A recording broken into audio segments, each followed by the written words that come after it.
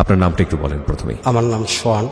সোহান, বয়স কত? আমার বয়স 40।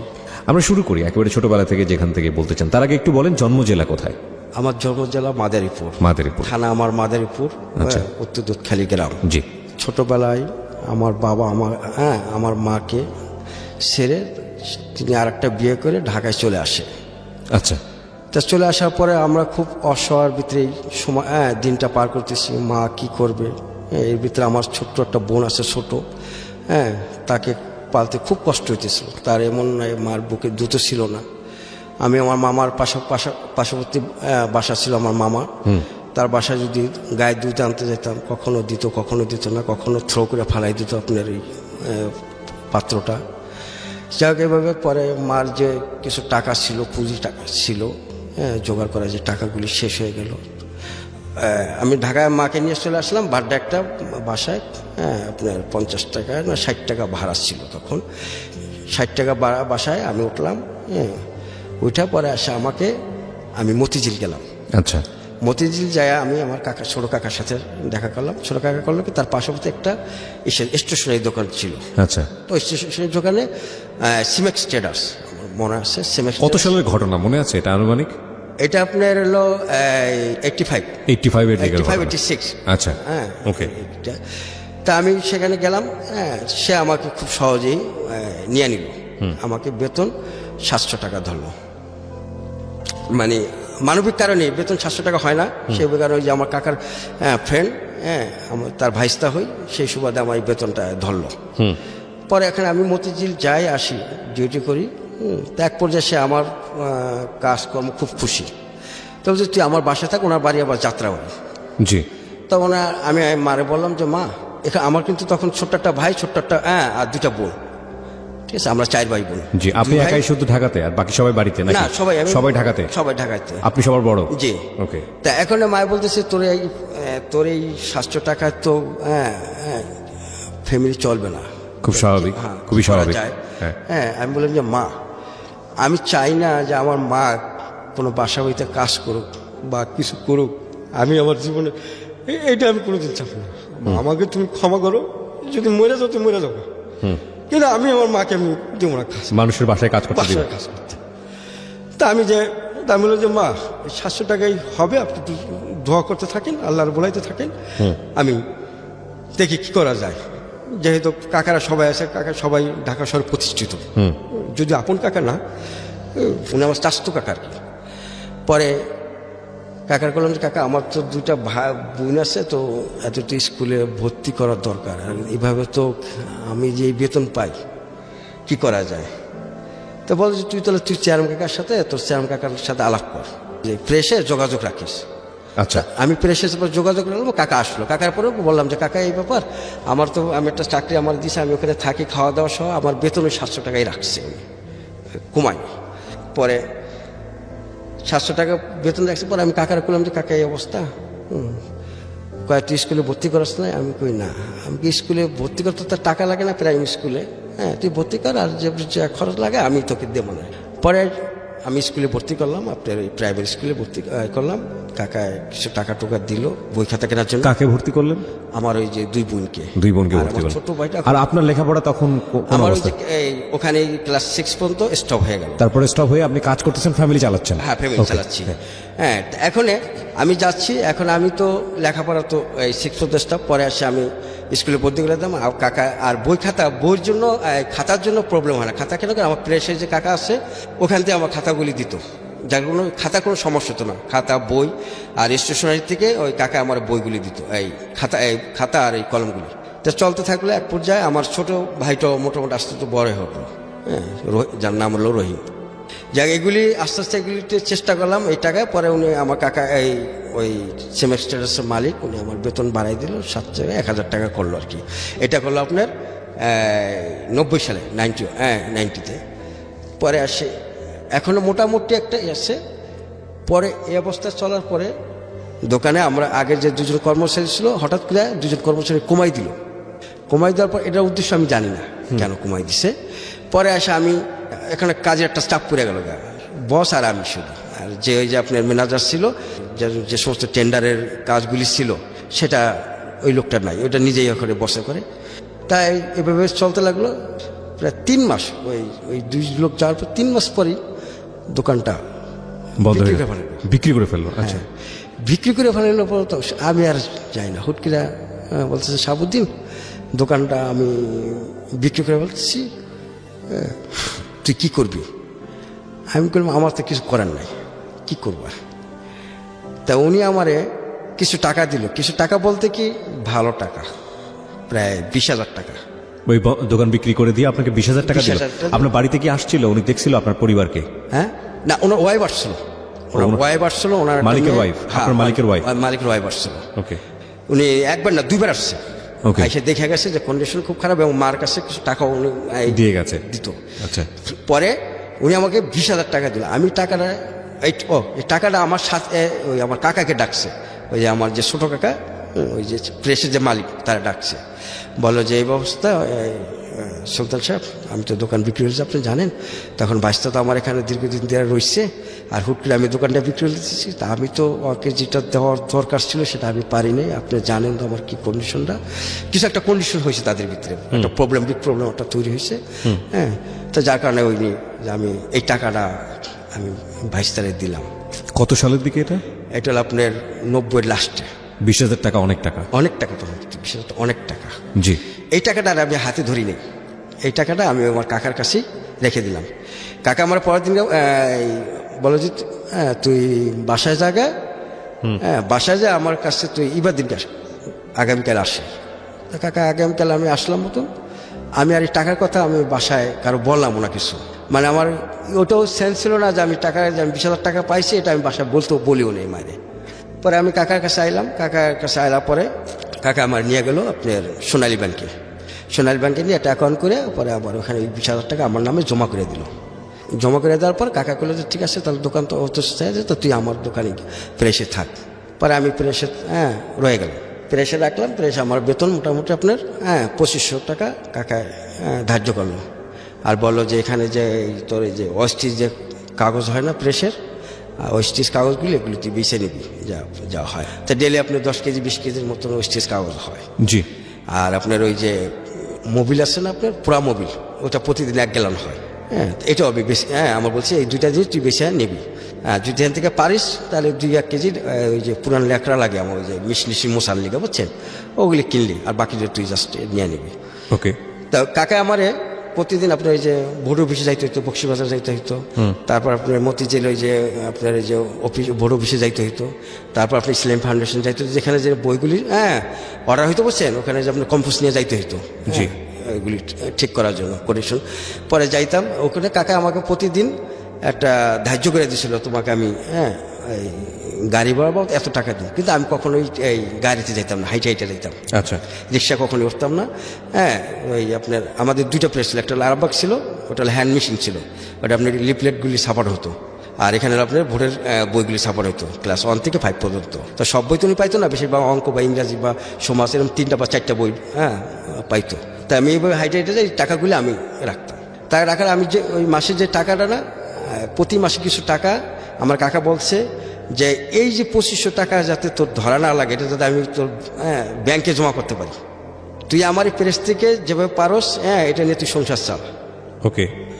আদার্স এই 2,500 টাকা কিন্তু তোরা আমি দেবো না, কাকা আমার বললো।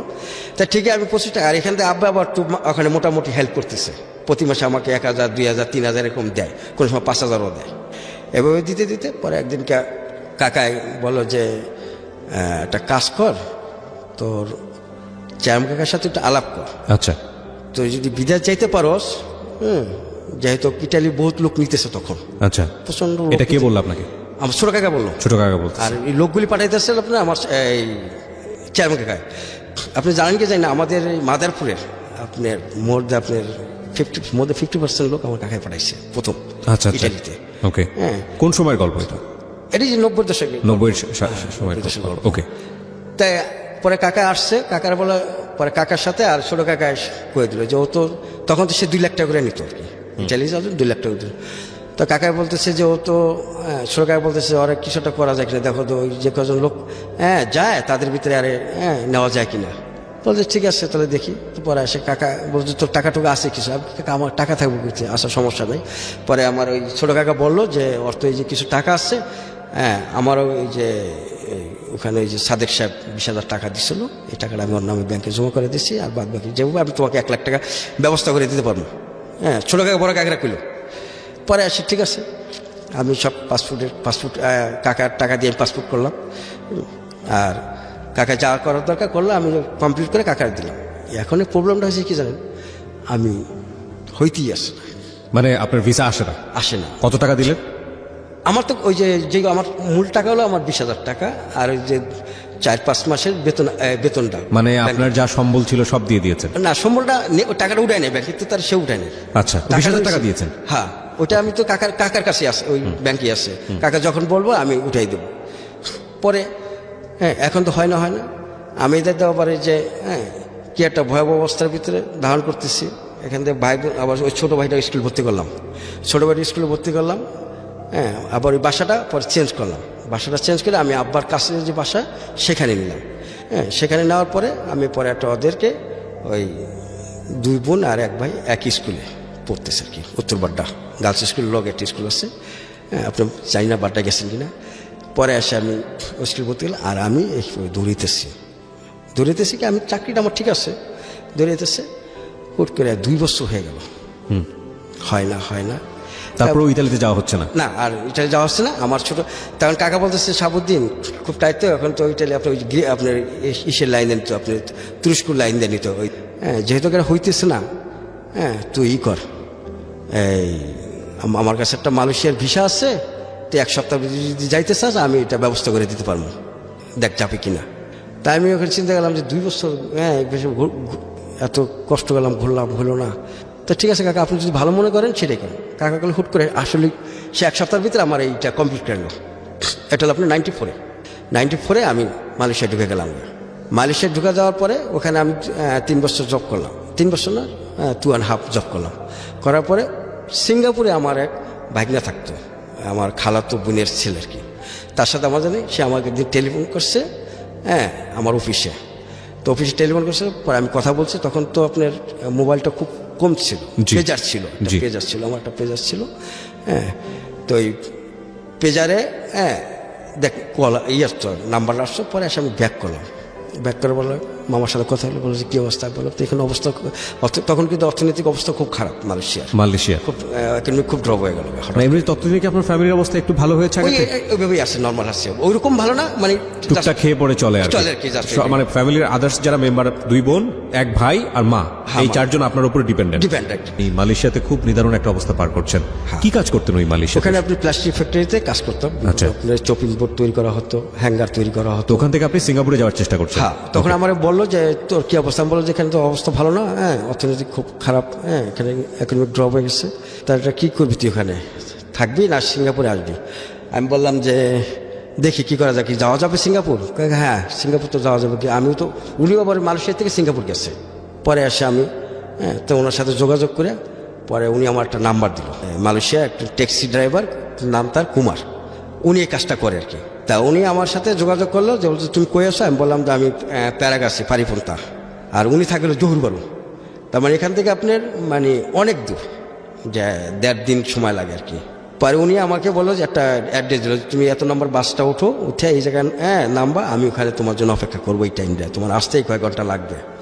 পরে আমি ঠিক রাত 7:30টার বাসে উঠে গেলাম, ওই জহুরবারুর বাস উঠলাম। ওইটা আমি যখন ওখানে যে পরের দিনকে নামলাম, বললাম দেখলাম যে উনি ঠিকই দাঁড়াই আছে, ওই ট্যাক্সি দাঁড়াই আছে ওনার। আমি হ্যাঁ তা বলে যে তোমার নাম কি সোহান? হ্যাঁ বললাম হ্যাঁ আমার নাম সোহান, আমি কুমার, তোমার যে যার নাম, হ্যাঁ তোমার মামা কিছু বলছে না আমাকে? হ্যাঁ। পরে উনি আমাকে ট্যাক্সিতে করে নিয়ে একটা হোটেল এনে রাখলো। হোটেল এনে রাখার পরে পরের দিনকে কি করলো, সে রাত্রে একটা আপনার ওই যে বড় লরি আছে না, ট্রাক, আমাদের দেশে তো এই 3-5 টাকা, ওদের অনেক, মানে আপনার 22 টাকা 23 টাকার লরি যাকে বলা হয় আর কি ওদের ভাষায়, মালয় ভাষায়। সেই লরির ভিতরে কি করছে, আমারে উঠাইছে। ওখানে যে মালটা আপনার কাঁচামাল আবিজাবি ইত্যাদি আছে বুঝছেন, সেখানে দিয়ে সে ঢাইকে দিব। আমি বললাম না আমি সরি, আমি যাবো না। মানে আপনাকে অবৈধভাবে নিবে এবং এভাবে পাচার করার মতো। হ্যাঁ, পাচার করে নিবে, কিন্তু আমি এভাবে যাবো না। আমার সাথে যেটা কথা ছিল যে সে মোটরসাইকেলে করে নিবে বা গাড়িতে করে নিয়ে যাবে, পার করে দিয়ে আসবে, ওরকম কথা ছিল। ওকে, তো এখনই উনি আমাকে এটা নিয়ে, কারণ সিঙ্গাপুরে আগের সিস্টেমটা ছিল যখন আপনি গাড়িটা ঢুকতেন না, তো ওরা ওই যে মারতো, চাকু মারতো। ও মানে ওই আপনাকে লরির মধ্যে করে নিবে, চাকু মেরে মেরে ট্রাই করে দেখবে যে কি হ্যাঁ, অবস্থা। সিঙ্গাপুরে যখন আপনি যে আপনার বর্ডারে যাবে তখন ওরা ওরকম বড় করাতকি থাকে, রান্না থাকে, এগুলো ঢুকায়। ওই সময় যদি গায়ে লাগে তাহলে লাগে কেটে শেষ। আমি শেষ। আচ্ছা, তা আমি এটা কোনো মতেই রাজি হলাম না, কারণ এটা ব্যাপারে আমি জানি। ঠিক আছে, আমি বললাম যে না, আমি এইভাবে যাব না। তখন ইমিগ্রেশনের ভিতরে জানেন মানে কি ওই সময়টা এরকম ঘটনা ঘটেছে দুই একজনের যে মারা গেছে বা এরকম হয়েছে? হ্যাঁ, ওরকম ঘটনা হয়েছে, এরকম আচ্ছা। ঘটনা হয়েছে। ওকে। হ্যাঁ, আমাকে ওই যে বলে দিছে আমার মামা বলে দিচ্ছে যে কেয়ারফুল, তুমি কখনোই যদি লরিতে নিতে উঠায় তুমি কখনো উঠো না। ওকে, হ্যাঁ, পরে এখন ইমিগ্রেশনের ভিতরে এটা, হ্যাঁ, আপনার ইমিগ্রেশনের ভিতরে আমি পরে আর বললাম না, আমি চলে আসলাম। চলে এসে আবার ওই যে একটা উঠলাম, হোটেলে উঠলাম। হোটেলে উঠে পরে আমি তার কুমারে কল দিলাম যে ভাই আমি এটা যাবো না, এটা খুব ডিফিকাল্ট, এটা আমি যাবো না, আমি আবার আমি ব্যাক করবো, আমি যাবো, আমি ফ্যাক্টরিতে চলে যাবো। না না, সমস্যা নেই, তুমি দেখো, তুমি এটা না গেলে আমি তোমার জন্য ব্যবস্থা করতেছি, এই ডন্টারি। পরে উনি আবার সকালবেলা চলে আসলো, আইসা ওই হোটেলে পে করলো, আমার বাইকে নিয়ে আসলো, আইসা করে নদীর পাড় নিয়ে গেল। নদীর পাড়ে নিয়ে গেলে দেখলাম যে আরও কিছু লোক আসছে। আচ্ছা, তা আমাকে নিয়ে 14 জন, পরে আবার আসলো 2 জন, 16 জন। আচ্ছা। এই 16 জনকে আপনি ভোটে উঠাইল। আচ্ছা। স্পিড বোট আছে না, স্পিড বোট। ওকে। এবং এই স্পিড বোটে আপনাকে শোয়াই দিল, সবাইকে শোয়াই দিল, পাটাতনের উপরে শোয়াই দিল। হ্যাঁ, ওকে, পাটাতন না, আপনার যে ফ্লোর আছে না নিশ্চয়, যে ওকে, বুঝতে পেরেছি। ওইভাবে শোয়াই দিল যে তোমরা চুপচাপ বসে থাকো, হ্যাঁ, ভয়ের কোনো কারণ নেই। তা এখন একটা আমি ওখান থেকে ফিরে আসছি, এখন চিন্তা করলাম যেহেতু ফ্যাক্টরি থেকে চলে আসছি, আবার ব্যাক করব, হ্যাঁ, যা হয় কপালে হবে, হ্যাঁ, এটা দিয়ে যাব। পরে আসে আমি রাজি হলাম, যা পরে আসে ঠিক আপনার 5 মিনিট লাগেনি আর কি। বোটটা ওরা কী করছে জানেন, ওরা ওই দূরবীন দেয়া ওই একটা ওই জায়গাটা আছে একটা আপনার ছোট্ট একটা লেন আছে আর কি, ওখানে যারা ওখানে যা ওই সাইডে জঙ্গল, এই সাইডে জঙ্গল, তো জঙ্গল থেকে ওরা দূরবীন দিয়ে দেখে যে ওই সাইডে কোনো নেভি আছে কিনা, এই সিঙ্গাপুর পুলিশ আছে কিনা। যখন না দেখে তখনই এমনভাবে চালু গেলে মাস পথে যায়, আপনি এটা থামাই দেন, এই থামাতেই সে ওখানে পার হয়ে যায়। ওকে, আপনি যদি পার হোক বা না হোক, কিন্তু আপনাকে ওখানে ফালাই দিবে, দেশ চলে আসবে। কিন্তু আমাদের জিনিসটা পুরোপুরি আপনার পাড়ের জায়গা পড়ছে, পরে জঙ্গলে উঠাই দিল। জঙ্গলের থেকে এখন দেখি শুধু আপনার জঙ্গল, পুরো পাড়টাই আপনার আর্মিদের এরিয়া। এখন যেখানে আমি দেখি আর্মি, হ্যাঁ, প্রচণ্ড আর্মি, এখানে হাঁটাচলা করে, গাড়ি হাঁটাচলা করে, জঙ্গলের ভিতরে বাড়িতেছি। পরে যাক, আপনি আধা ঘন্টা হলো, আমি মোটামুটি আমি রাস্তা, হ্যাঁ, দেখলাম। পরে বাইরে এলাম, দেখে আর্মি। পরে সাহস করে আমি জিজ্ঞাসা করলাম, যেহেতু তারা আমার কোনো আর্মি কিছু জিজ্ঞাসা করতেছে না যে তোরা কোথা থেকে আসছে কি আসে, কিন্তু আমরা 2 জন সবাই পাড়ে চলে গেছে, যার যার মতো তারা গেছে জঙ্গল দিয়া। কেউ একসাথে 14 জন 15-16 জন একসাথে আসেনি। ওকে, হ্যাঁ, পরে 2 জন আমরা আসলাম, নাম হলো সাধারণ। পরে নিয়ে পরে আসে আমরা এক আর্মিকে জিজ্ঞাসা করলাম যে ভাই আমি একটু বাইর হবো, বুঝা তো বলছি ওই যে গেটটা আছে, ওই বড় গেটটাতে, ওই ছোটো গেটটাতে তুমি বাইরে যাবে। ওদের ধারণা ছিল যে আমরা এখানে একটা জব করতে এসেছি, কাজ করতেছি, কাজ করে চলে যেতেছি, ওরা আমাদের কিছু চাই না। পরে এসে বাইরে, পরে বাইরে যায় একটা, হ্যাঁ, আমার টার্গেট হলো যে আমি যে কোনো একটা গাড়ি তুলবো, যেটাই পাই। তো একটা বাস আছে, বাস উঠছে, বাস যে কোনো জায়গায় নামুক, আমি ওখানে যাবো। পরে ওখানে গেছি, চুয়াচোখের নামে একটা বাস স্ট্যান্ডে নামাই দিল। পরে যা আমি মামার কল দিলাম, মামা বলে যে তুমি সেরাঙ্গন আসো, মোস্তফা। সিঙ্গাপুর গেছেন কিনা ভাই? আমি কখনো জানি। হ্যাঁ, জানি, খুব একটা সুন্দর একটা দেশ। জি, পরে আমাকে স্পন্সর করলে আমি যেতে পারি, কোনো সমস্যা নাই। ওকে, পরে আমার বললো যে তুমি সেরাঙ্গন এসে পড়ো, হ্যাঁ, মোস্তফাকে বললেই হবে, ট্যাক্সিওয়ালাকে বলে হবে, কারণ ওটা পপুলার। জি, পরে এসে আমি ট্যাক্সিওয়ালা বললাম যে আমি সেরাঙ্গন যাবো। বসে গিয়ে পরে $14 বিল উঠছে, আমি $14 দিলাম। তারপর উনি আমাকে, আমার এই ভাইগনা, মানে আমাকে ফুললি খুব সুন্দরভাবে অ্যাড্রেসটা লিখে দিয়েছিল, পার্ট বাই পার্ট অ্যাড্রেসটা লিখে দিয়েছিল, যাতে কোনো প্রবলেম না পড়ে। তার বাসার ঠিকানা, যে কোথায় থাকে, কত নম্বর রুমে থাকে, হ্যাঁ, ডিটেলস লিখে দিছে। আমি এটা আসছে, পরে আমি আসছি, উনি আবার ওই আমি যেই টাইমটা আইছি সেই টাইমটা উনি কাজে, সেরাঙ্গন ওই যেখানে বসার জায়গা আছে, প্যান্টা হোটেল আছে, বা সেরাঙ্গন মোস্তফা আছে, মোস্তফা প্লাজার সামনে তুমি বসো, আমি একটা লোক পাঠাইতেছি। ওকে, তো উনি আবার বাসা কল দিয়ে দিয়েছে, বাসার থেকে 2 জন লোক চলে আসছে। পরে আমি আবার চিন্তা করলাম যে আমি এখানে ওয়েট করবো, কখন বাজে, তখন আপনার সন্ধ্যা হয়ে গেছে প্রায়। পরে আমি করলাম ট্যাক্সিওয়ালা বললাম যে আমি মাউন্ট বাটন, হ্যাঁ, আপনার ব্লক নাম্বার 10, আমি যাব। হ্যাঁ, বলছে ওকে ওড়ো। নিয়ে পরে নিয়ে গেছে ট্যাক্সিওয়ালা, খুব সুন্দর করে আমার মোহনবাটন রোডে ওই যে দেখাই দিছি, ওই যে দেখো তোমার 10 ব্লক নাম্বার 10। আমি যা ওই 7 তলায় উঠছি, ওটা লক করছি মতন। পরে ওই এক ফ্রেন্ড বাইরে এসে, আমার মামার এক ফ্রেন্ড বলে যে তোমার নাম কি? আমি বললাম আমার নাম সোহান। কও তোমার আমার ভাগনা তুমি? জি। পরে ভিতরে গেলাম, যাওয়ার পরে এখন আমি সিঙ্গাপুরে আপনি 6-7 মাস অবস্থা কাজ পাই না। আমি যেহেতু ইলিগেল আসছি, জি, ইলিগেল কাজ পাইতেছি ওই না। সময়টা কি করতেন? ঘরে বসে থাকতেন? হ্যাঁ, ঘরে বসে থাকতাম, মাঝে মধ্যে এই যে মস্তফা শ্রাঙ্গনে যেতাম। আচ্ছা। হ্যাঁ, ওখানে সিঙ্গাপুরে পুলিশের সিস্টেমটা হলো কি, যে আপনি কোনো প্রবলেম যদি তৈরি না করেন, আপনাকে সে ডিস্টার্ব করবে না, আপনাকে ধরবে না। আচ্ছা। আর যদি কোনো কমপ্লেন না আসে, তাও আপনার কাছে আসবে না। আপনি পুলিশের কাছে যান, পুলিশের সাথে কথা বলেন, পুলিশের সাহায্য চান, তারা দিবে। আপনি ইলিগেল হন, আপনার কাছে কোনো কাগজপত্র চাবে না, যদি আপনি কোনো প্রবলেম তৈরি না করেন। আচ্ছা। পরে এসে আমি ওই শ্রীরামগঞ্জ যেতাম, ওই মামা মাঝে মাঝে কিছু টাকা দিত আমার পকেট খরচ, ওটা নিয়ে চলতাম। তারপর ওই বাস তো খুব সস্তা, বাসে যাওয়া আসা, আপনি 60 সেন্ট, আপনি এর থেকে যেট পর্যন্ত আপনি। জি। হ্যাঁ, আপনার বুলেট থেকে আপনি পার্সি যাবেন সিঙ্গাপুরে, যেটা বলার কি 60 পয়সা।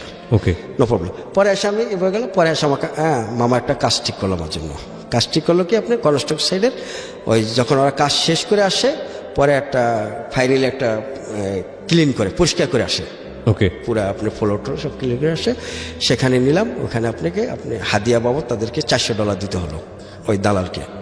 $400 দিয়ে আমি কাজ নিলাম। ওখানে আপনি 6 মান্থ পর্যন্ত আমি কাজ করলাম। কাজ করার পরে ওইটা গেল। তারপর মামার এক ফ্রেন্ড হয়, সে আমার বললো যে একটা জব আছে ভালো, $1000 লাগবে, হাদিয়া লাগবে আর কি। হাদিয়া মানে ঘুষ? ঘুষ আর কি, ঘুষ। হ্যাঁ, $1000 দিতে হবে। মামা বলতেছে এত টাকা কই পাবো, আর আমি এত টাকা পাবো কি? আমি যে বেতন পাই, আমি তো $1000 বেতন পাই না, আর টাকা তো আমি রাখি না। কয় না, তুই যদি তোর ভাগ্নের জন্য যদি তুই দিতে চাস, তাহলে আমি অর্ধেক এখন তুই আমার দিবি, আর অর্ধেক তুই পরে দিবি। টাকাটা তোর ভাগ্নেতে নেবো না, আমি তোরতে নেবো। ওকে। আমার ভাগ্না বললো, ভাগ্না বললো যে ওকে, যদি জব ভালো হয়ে যায়। ঠিকই, আমার জবটা খুব ভালো ছিল, বুঝছেন, ওই জায়গায় ইলেকট্রিক কোম্পানি, ক্যাবিনেট টেকনোলজি। জি। ওখানে আপনার কাজ হইতো আপনার ইলেকট্রিক কাজ, আর আপনার ইসের কাজ RJ45 বা কম্পিউটার নেটওয়ার্কের কাজ। ওকে। পরে আমি ওখানে গেলাম, মিস্টার তানুনির নাম, খুব ভালো লোক। হ্যাঁ, আমি ওখানে তার কাজ করতে থাকলাম। কত সালের দিকে এটা? এটা হলো 96 সালের ঘটনা বলছেন? জি, 96। পরে আমি এভাবে কাজ করতে থাকলাম। হঠাৎ করে এখন আমার বাসার থেকে, দেশের থেকে চাপ দিল যে তুমি চলে আসো, দীর্ঘদিন হয়ে গেছে গিয়া। তাই আমি বললাম যে হবে, সিঙ্গাপুর আসলাম, মাত্র 2 বছর আসলাম। 2 বছর তো কোনো ধরনের কোনো কাজকর্ম ইনকাম করিনি। যে কয় টাকা হয়েছে সে কয় টাকা আমি দেশেই পাঠাইছি। বরঞ্চ আরও ঋণ হয়েছে, মামা কিছু ঋণ করছে, ঋণ আবার দিছে, যাতে আমি আমার ফ্যামিলি চলতে পারে। পরে আসে আমি এভাবে মা বলতে, স্যার আমি ওখানে কাজ করতেছি। এরপর যেটা হলো আপনার 2001 হঠাৎ করে আমার এক সিঙ্গাপুরে এক মিন্টু করে নাম, তার সাথে আমার সাক্ষাৎ হলো। সে তার বাসা নাই। সে বলতেছে, শাহাবুদ্দিন, আমার তো বাসা নাই, তোর কি বাসা আছে? আমি কই বাসা আমারও নাই। ওখানে ক্যাশিস, বাসার কিন্তু একটা ক্যাশিস থাকে, যেখানে ইলিগেল তো। আচ্ছা। ক্যাশিস থাকে, বাসা পাওয়া যায় না, দিতে চায় না। ওকে। তো পরে আমি বললাম যে ঠিক আছে, তুই বিপদে পড়ছস, আমি দেখতেছি। পরে আসি ওনাকে আমি আমার বাসায় নিয়ে আসলাম। নিয়ে আসার পরে আমরা 3 জনে উঠলাম। ওই সুবাদে ওনার একটা ভাগ্নি ছিল দেশে। তো ওই মাঝে মাঝে ছবি টবি আনতো, মাঝে মাঝে কিছু দেশেতে খাবার পাঠাতো। ওনার বোন খুব ভালো খাবার পাক করতো। তো আপনি ইলিশ মাছ, আপনার কিছু ওই শসা দিয়া খুব মজার এবং অনেক পিঠা টিঠা বিভিন্ন ধরনের ওই মিন্টুর বোন পাঠাইতো। তা পাঠানোর পর কিছু ছবি তার কাছে আসে, এবং ওই ছবিটার ভিতরে তার একটা ভাগ্নির ছবি ছিল। তা ভাগ্নির ছবি ছিল মতন, এইভাবে আমার কোনো ফিলিংস ছিল না। ওটা নিয়ে আমি কখনো চিন্তাও করি নাই। তার ভাগ্নির সম্পর্কে এইটুকুই জানি। তার ভাগ্নি মানে আমার ভাগ্নি, আদার্স আর কিছুই না। আমার ভাগ্না ওই সাইদ কিরার নাম, তার সুন্নাতি খাতনা। তো এখানে দাওয়াত, মোটামুটি একটা অনুষ্ঠান করছে। অনুষ্ঠান করার পর তাদেরকে দাওয়াত করছে। ওই যে আমি ঘটনাটা একটু জটিল মনে হচ্ছে। আপনার কাছে কেউ একজন থাকতে চাইলো, তাই তো? যে লোকটা সিঙ্গাপুরে আপনার বাসা পাওয়া যায় না থাকা, সেই লোকটার সাথে কি এই ঘটনা জড়িত? হ্যাঁ। তো এই লোকটার সাথে, এই লোকটার পকেটে কোনো একটা ছবি ছিল বা কিছু ছিল, সেটা তার ভাগ্নির ছবি? অনেকগুলি ছবি, অ্যালবাম ছিল। আচ্ছা, তোর ভাগ্নির ছবির কথা বলছেন আপনি? ভাগ্নির ছবি। তো সেখান থেকে আপনার ভাগ্নির সাথে সম্পর্ক মানে কিভাবে? ভাগ্নির সাথে না, আমি বলতেছি যখন এই ছবি রইল, তখন আমার দেশে আমার ভাগ্নার সুন্নাতি খাতনা। আচ্ছা, আপনার ভাগ্নের সুন্নতে খাতনা। ওকে। খাতনাতে এখানে একটা অনুষ্ঠান হয়েছে। তো অনুষ্ঠানের কথা বলতে আমার তখন এখানে আমার বোন, বলছে যে হ্যাঁ ভাই আপনি কাকে কাকে দাওয়াত করবেন, তো বলছে যে আমার বিদেশে তো কারো ঘরে দাওয়াত নাই, তাই দুইটা লোক আছে দাওয়াত করো। একটা ওই যে টিটুর ফ্যামিলি বললাম, আর একটা হলো আপনার ওই যে আবুল ভাইয়ের ফ্যামিলি। তাই দুজন তাদের দাওয়াত করছে, তারা আসছে এই অনুষ্ঠানে। আসার পর ওই ভাগ্নিরে আমার ফ্যামিলি দেখছে, আমার মা দেখছে, আমার বোনের দেখছে। দেখার পরে তাদের ভিতরে একটা জিনিস তৈরি হয়েছে যে এই মেয়েটাকে আমার জন্য। তা করার পরে অনেক সুন্দর ছিল। আপনি বললেন না যে আপনি যে সামনের আপনি বলতে পারবেন না যে এটা সামনে না, এটা এই অবস্থা। ওকে, পরে আসছে তারা আমাকে পরের দিনকে সকালবেলা কল দিছে, আমার বোন বলছে ভাই আমরা কিন্তু একটা সিদ্ধান্ত নিছি। আমি কি সিদ্ধান্ত নিছিস? আপনি যাই বলেন, আপনি কোনো কথা শুনবো না। আমি কি বলি শুনি না। কালকে মিন্টু ভাইয়ের ভাগ্নি আসছিল, আমরা আপনার জন্য পছন্দ করে ফেলেছি, আমাকে ভেবে বলতেছে।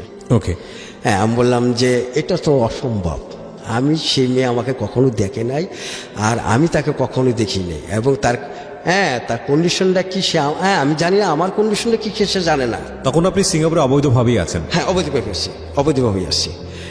সেটা জানে না। এটা নিয়ে কখনোই এটা রাখ, এই সাবজেক্টটা রাখ, এটা নিয়ে আর কথা বলিস না প্লিজ।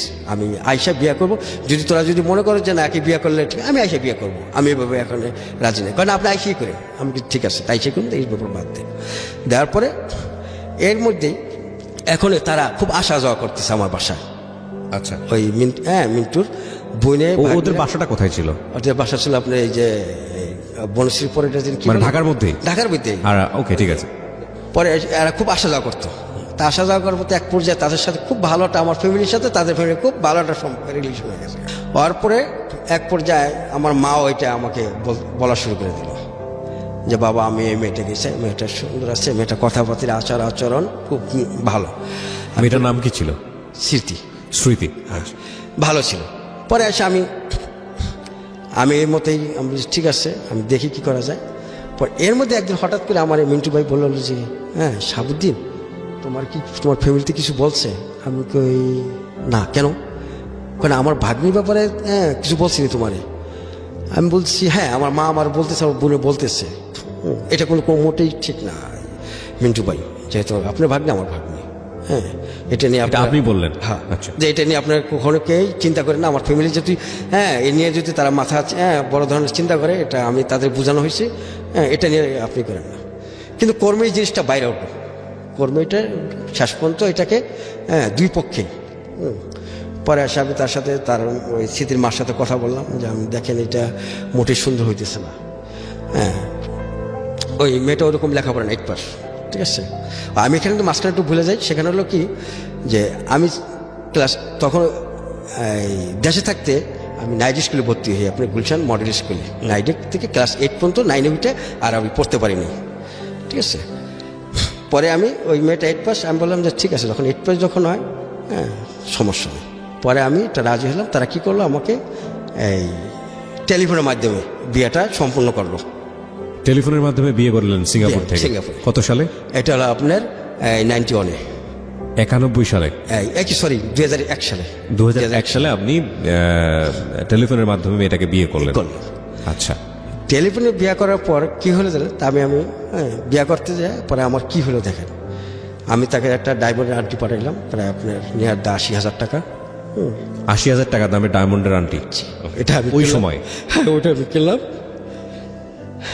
আপনি কাঁদতেছেন কেন এই পর্যায়ে? এটা তো সুখের খবর। আমি একটু নটির সুখের খবর, বুঝছেন, একটু নটির সুখের খবর। এটা পরে আমি 80,000 টাকা দেখি। পরে আমি ওখানে একটা হালকা একটা অনুষ্ঠান করলাম। অনুষ্ঠান করে অনেকগুলি আপনার চেন উঠলো, প্রায় 10-12টা চেন আমার বন্ধু বান্ধব দিল, সবাই গিফট দিল। আচ্ছা, গিফট দিল।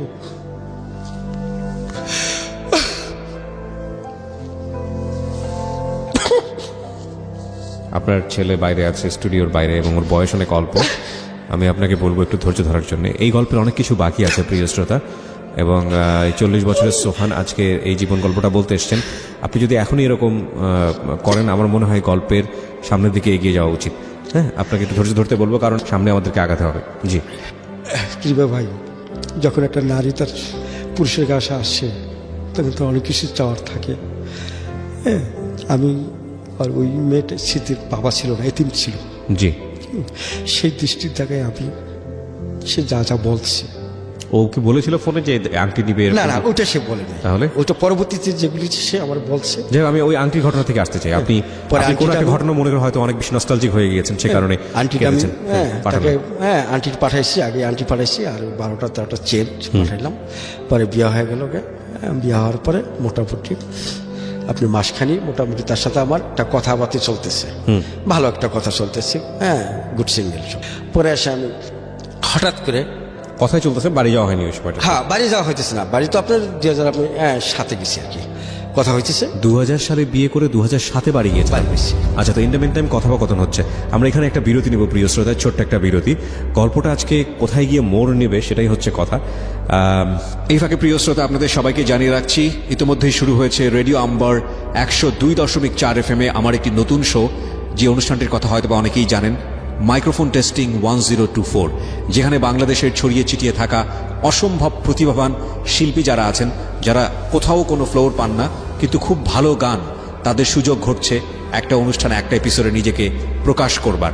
আপনি যদি খুব ভালো গান করেন এবং আপনি যদি মনে করেন এই অনুষ্ঠানটিতে আপনি অংশগ্রহণ করবেন, তাহলে এই নাম্বারটিতে ফোন দিতে হবে এবং নাম্বারটিতে ফোন দিয়ে ফোন থেকে আপনি যে নির্দেশনা পাবেন সেই অনুসারে আপনি কাজটি করবেন। ফোন নাম্বারটি হচ্ছে 09611001024। আমি বাংলায় বলছি এবং ধীরে ধীরে বলছি, 0961010024। এই নাম্বারটিতে ফোন দিয়ে আপনি নির্দেশনা অনুসারে আপনি কাজটি করবেন। আর এমনও হতে পারে এই অনুষ্ঠানের মধ্য দিয়ে সারা বাংলাদেশ আপনাকে অন্যভাবে চিনবে। তা কমপ্লিট না হলে আগে এতগুলো টাকা কেন দিবেন, একটু পরে দেন। আপনি কি প্রাথমিক কিছু দেন নাই টাকা? হ্যাঁ আমার আপু 50,000 দিছে, আরও চাইতেছে। আমি বললাম আরও চাইলে আপনি দেন না, কারণ কি ইনকেস যদি আপনি টাকা তারা না নিতে পারে তখন এই টাকাটা, কারণ আমার পিছনে আমি অনেকগুলি অভিজ্ঞতা নিয়েই আসছি, ঠিক আছে। পরে যাক, আমার ওই সিদ্ধরামাও আবার কল দিয়ে বলতেছে যে আমি এতগুলো টাকা কই পাবো মশাই বিষয়। পরে আমি যেভাবে ব্যবস্থা করে 1 লাখ টাকার ব্যবস্থা করে আমি তাকে দিয়ে দিলাম। দেওয়ার পর ইতিপূর্বে আবার কী হলো, ওই আমার মামা শ্বশুর আপনার তার 15-20 দিন পরে সে পুলিশে ধরা খাইছে। সে পুলিশে ধরা খাওয়ার পরেই পুলিশে ধরা খাইছে মানে কি? সিঙ্গাপুরে পুলিশে ধরা খাইছে? সিঙ্গাপুর পুলিশ তাকে অ্যারেস্ট করছে, মানে অবৈধ? অবৈধ। মানে এই ভয়টা তো আপনারও ছিল। হ্যাঁ আমারও ছিল। তো আপনি ওখানে সারাদিন যে কাজটা করতেন, আপনার মালিক জানতো না যে আপনি অবৈধভাবে আছেন এখানে? এখানে একটা প্রবলেম, হ্যাঁ মালিক জানতো। মালিক আমার যেটা সে যাই না আমাকে নিচ্ছে, কাজ দিছে। আর উনি আরও যে 3জন ওয়ার্কার ছিল বুঝছেন, তারা ইলিগেল ছিল। কারণ কি আপনি যদি তার এই মালিকের বলতে পারেন, মালিকের সুবিধা হয় আপনি কোথায় নেওয়া যাবে কোথায় নেওয়া যাবে না। কারণ আপনি সিঙ্গাপুরে যে কোনো কাজে আপনি ইন করবেন, আপনাকে আইডি কার্ড আপনি শো করতে হয় সিঙ্গাপুরে, আপনি যে আইডি কার্ডটা বা আপনার পারমিট কার্ড যেটা বলেন শো করতে হয়। তা যা কোনো এটা জানেনি, আমারটা জানার পরে আমি 2বার ধরা খাইছি। ওকে, 2বার ধরা খাইছি। আমাকে একদিনকে আমি পার্সিতে আমাকে ধরছিল, পরে আমাকে খুব সে জিজ্ঞাসা করছে, আমি খুব সাটারিভাবে অ্যান্সার দিতে পারছি। পরে আমার কাছে গো ছেড়ে দিছে। যাক, পরে সে ধরা খাইলো। ধরা খাওয়ার পরে এখন আমি কল দিছি। কল দেওয়ার পরে আমার একদিন হঠাৎ করে আমার ওই সীতারাম্মা বলতেছে, সাবুদ্দিন একটা কথা তো তোমাকে বলা হয়নি আগে যে কথাটা তো তোমার জানা উচিত। আমি বললাম আমার মনে হলো যে তার কথাটা সামথিং রং। পরে আমি বললাম যে হ্যাঁ বলেন, শুনি। বললো যে স্মৃতির যে একটা বিয়ে হয়েছিল, এটা কি মিন্টু তোমাকে বলছে? কত বছর পর বললো এটা? বিয়ের কত বছর পরে? এটা 2-3 মাস। 2-3 মাস পরে এটা বললো? এটা বললো। বললাম না, হ্যাঁ আমাকে এরকম কিছু বলে নাই। তা তোমাকে জানার জন্য আমি কলটা দিই। মিন্টু তখন কি আপনার সঙ্গে থাকে নাকি মিন্টু তখন আলাদা থাকে? সে তো জেলখানায়। সে তখন জেলখানায়? আচ্ছা, জেলখানা সেও বাইরে না। আপনি সিঙ্গাপুরে আপনার মিনিমাম 3 মাস আপনি জেল খাটতে হয় এই অবৈধভাবে ধরা পড়লে। অবৈধ মিনিমাম যদি আপনাকে যদি আপনার কাগজপত্র না থাকে বুঝছেন, মানে যদি আপনার কাগজপত্র যদি হাতে পায় তাহলে আপনার জেল বেশি হয় আর কি। আর যদি কিছু না পায় নর্মালি 3 মাস জেল দিয়ে আর 3টা বাড়ি দিয়ে আপনাকে ব্যাক করে দেয়। দেশের বাইরে পাঠিয়ে দেয়। বাড়ি 3টা আপনার রোতান এটা বলে, এটা খুব বাড়ি 3টা খুব ডিফিকাল্ট বাড়ি। কিরকম বাড়িটা হলো আপনাকে যখন করে দাঁড় করায়, করে আপনার কথাগুলি শোনার পর মনে হয় যে আপনার সামথিং কিছু লুকাইছে। বা আপনি 3 মাস হন নাই বা 6 মাস ধরে আইসেন, আপনি 3 মাস আইলে তো আপনাকে বাড়ি দিব না। 3 মাসের তো আপনি তো পাসপোর্টে শো করতে পারেন, মিনিমাম 3 মাস থাকলে আপনার বাড়ি দিব না। যেহেতু আপনি 3 মাসের বেশি হয়ে গেছেন, যার কারণে আপনি ওরা বুঝতে পারে, তখন করে কি 3 মাসের জেল দেয় আর 3টা বাড়ি দেয়। 3টা বাড়িটার কন্ডিশনটা কি করে, সেটা যেটা আমি জেলের থেকে অনুভব করছি, আমি ছিলাম, আমি 19 দিন ছিলাম। পরে ওই বাড়ির সকালবেলা যেমন আপনার এই কোরবানি গরুর মতো নিয়ে সকালে নিয়ে তাকে গোসল করে, ভালো খাবার দেয়, হ্যাঁ খাবার টাবার দিয়ে তাকে অন্য একটা রুমে নিয়ে যায়। নিয়ে যাওয়ার পরে কি করে আপনি, ওরা করে কি একটা প্লাস্টিকের একটা মানুষ আছে, এই প্লাস্টিকের বাড়ি দেয় আপনাকে শোনার জন্য, আতঙ্ক করার জন্য। এমন 3টা লোক আপনি যারা দেখবেন, আপনি দেখতে ভয় পেয়ে যাবেন। ওই প্লাস্টিকের মানুষটাকে পিটায়, মানে ওই বাড়িটা আপনাকে দেওয়া হবে সেটা দেখানো হয়? হ্যাঁ, না মানে অনুভব করেন, আপনার রুমের থেকে সব রুমের থেকে শুনতেছে সাউন্ডটা। ও আচ্ছা, এটা আপনি দেখতেছেন না কোথায় বাড়িটা দিতেছে, হ্যাঁ বাড়ির আতঙ্ক তৈরি করা আর কি। তাই যাদেরকে বাড়ি দিব মনে করেন, একদিন তো মনে করেন বাড়ি দিব মনে করেন 1 জন না 20 জন 30 জন এরকম বাড়ি দিব। তাদেরকে সকালবেলা প্রত্যেক যার রুমে খাওয়া দাওয়া করে একদম রেডি করে, রেডি করে কমপ্লিট করে, ওপেন মানে কাপড় চোপড় খুলে দিগম্বর করে কোথায় নেয়? হ্যাঁ, নিয়ে আপনার ওই একটা রুমে নিয়ে রাখবে। আচ্ছা, হ্যাঁ রুমের থেকে আপনাকে এখানে একটা কি হয় জানেন, আপনার 4টা লোক আছে, ম্যাজিস্ট্রেট আছে, 4 ম্যাজিস্ট্রেট আপনি জিজ্ঞাসা করতে থাকে তোমার নাম কি, হ্যাঁ তোমার বাবার নাম কি, তোমার মার নাম কি, এরকম 3টা জায়গায় যদি গুড আনসার দিতে পারে, 3টা যদি আনসার দিতে পারে তাহলে তারই আবার বাড়ি দিতে দিবে। আর যদি সেখানে এলোমেলো করে যে আপনার নাম যে আপনি উল্টা কইছেন, সেদিনকে আর বাড়ি দিব না, বলবে যে সামথিং রং, সে অসুস্থ, ওদিনকে তাকে বাড়ি দিবে না। ও আচ্ছা আচ্ছা আচ্ছা, ওকে। হ্যাঁ, আপনি নাইসলি বলতে হবে, এই 3টা জিনিস আপনি বলতে হবে। আর আপনাকে যেদিকে নেবে তার রাতের আগে আপনাকে মেডিকেল নিয়ে যায় ট্রিটমেন্ট করার জন্য, ঠিক আছে কিনা, আপনি রাইট আছেন কিনা। যদি রাইট না থাকেন আপনাকে নিবে না। হ্যাঁ, এবং আপনাকে জিজ্ঞাসা করবে, একটা হলো তারা মেডিকেল তো রিপোর্টটা দেয়, আর একটা আপনাকে জিজ্ঞাসা করবে যে আপনি রাইট ঠিক আছেন কিনা। আপনি যদি বলেন ঠিক নাই, তাহলে আপনাকে নেবে না। এটা কয়বার করবে? 3বার করবে। 3বার? বাড়িটা কি একবার করে দেয় নাকি একবারে 3টা বাড়ি দেয়? আচ্ছা, তো একবারে 3টা বাড়ি কেন 3টাই দিবে? এবং এই 3টার স্পেশাল 3টা আছে, 6টা আছে, 9টা আছে, 12টা আছে, 24টা আছে, এবং খুব জোর করেই মারে। হ্যাঁ জোরেই মারে, আপনার চামড়া ছুটে যায়। চামড়া ছুটে যায়। ওকে, এটা শেখ মিন্টু সেই সময় জেলখানায়, সেই সময় মিন্টু জেলখানায়, এবং আপনি শুনতে পেলেন আপনার শাশুড়ির কাছ থেকে যে আপনার ওয়াইফের আরেকটা বিয়ে হয়েছিল।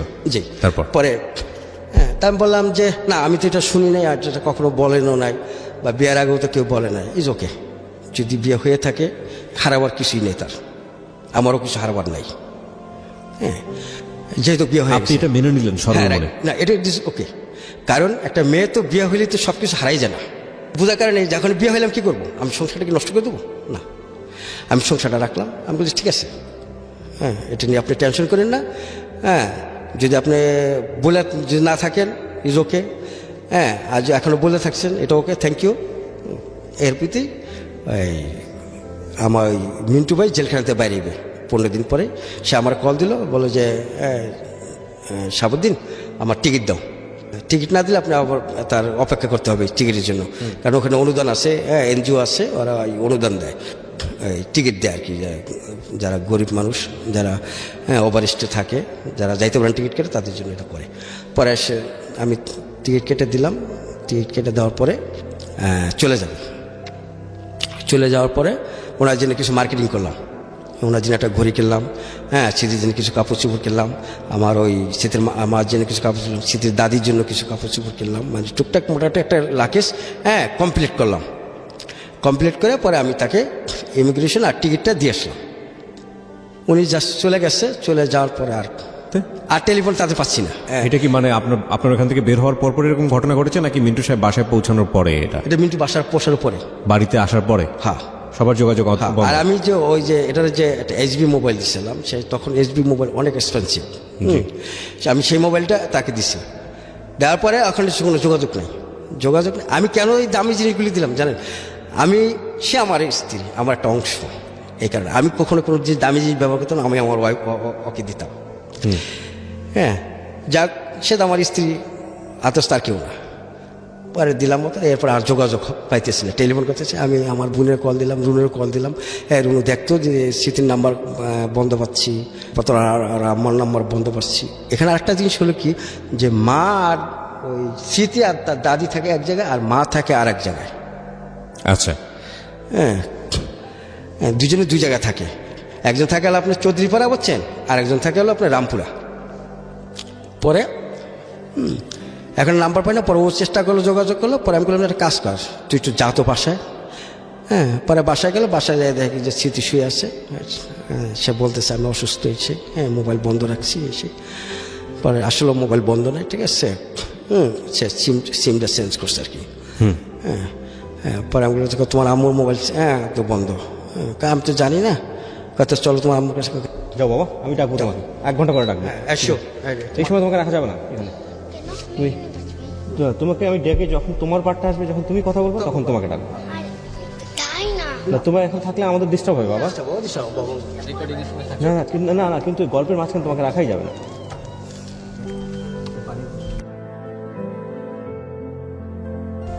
হ্যালো। এডিট পার্ট সুনন্দদা, এই হঠাৎ করে ওর ছেলেটা ঢুকে পড়েছিল, এটুকু রাখেন, এটুকু আমরা খুব ন্যাচারালি যাবে জিনিসটা, রেখে দিব, আমরা এটা নিয়ে পরে কথা বলবো। ওকে, আপনার ছেলের নাম কি? আবিদ হোসেন সায়র। ওর বয়স কত? এই মেয়েতে আপনার 10 ইয়ার্স। 10 ইয়ার্স হবে। ওকে, আমরা প্রয়োজনে ওকে, হঠাৎ করে স্টুডিওতে ঢুকে পড়েছিল, আমরা চাচ্ছি না যে এই পার্টটাতে ও থাকুক, প্রয়োজনে আমরা ওকে গল্পে নিয়ে আসবো। ঠিক আছে, তো আপনি যেটা বলছিলেন যে ওনাকে ওনার মায়ের কাছে নিয়ে যেতে চাচ্ছিল, সেখানেও সে যেতে রাজি হচ্ছিল না। জি, ওখানে তো আমার বোন বললো যে তো চলো তোমার আম্মুর বাসায় যাই, তো সে রাজি হলো না। পরে ওই আমার বোন আর আমার ভাগ্নি দুজনেই গেল ওই স্মৃতির আম্মুর বাসায়। যায় দেখি তারা তাদের বাসায় যায় পায়নি, তালা মারা। পরে স্মৃতির কল দিল, ওই যে নাম্বারটা সিম চেঞ্জ করছিল ওই নাম্বারটা নিয়ে নিল, নিয়ে পরে ওই নাম্বারে কল দিল, বললো যে আম্মু কয়ে গেছে যে আমরা তো বলতে পারি না। তো যাক, ওই অবস্থা সে বাড়িতে চলে আসলো।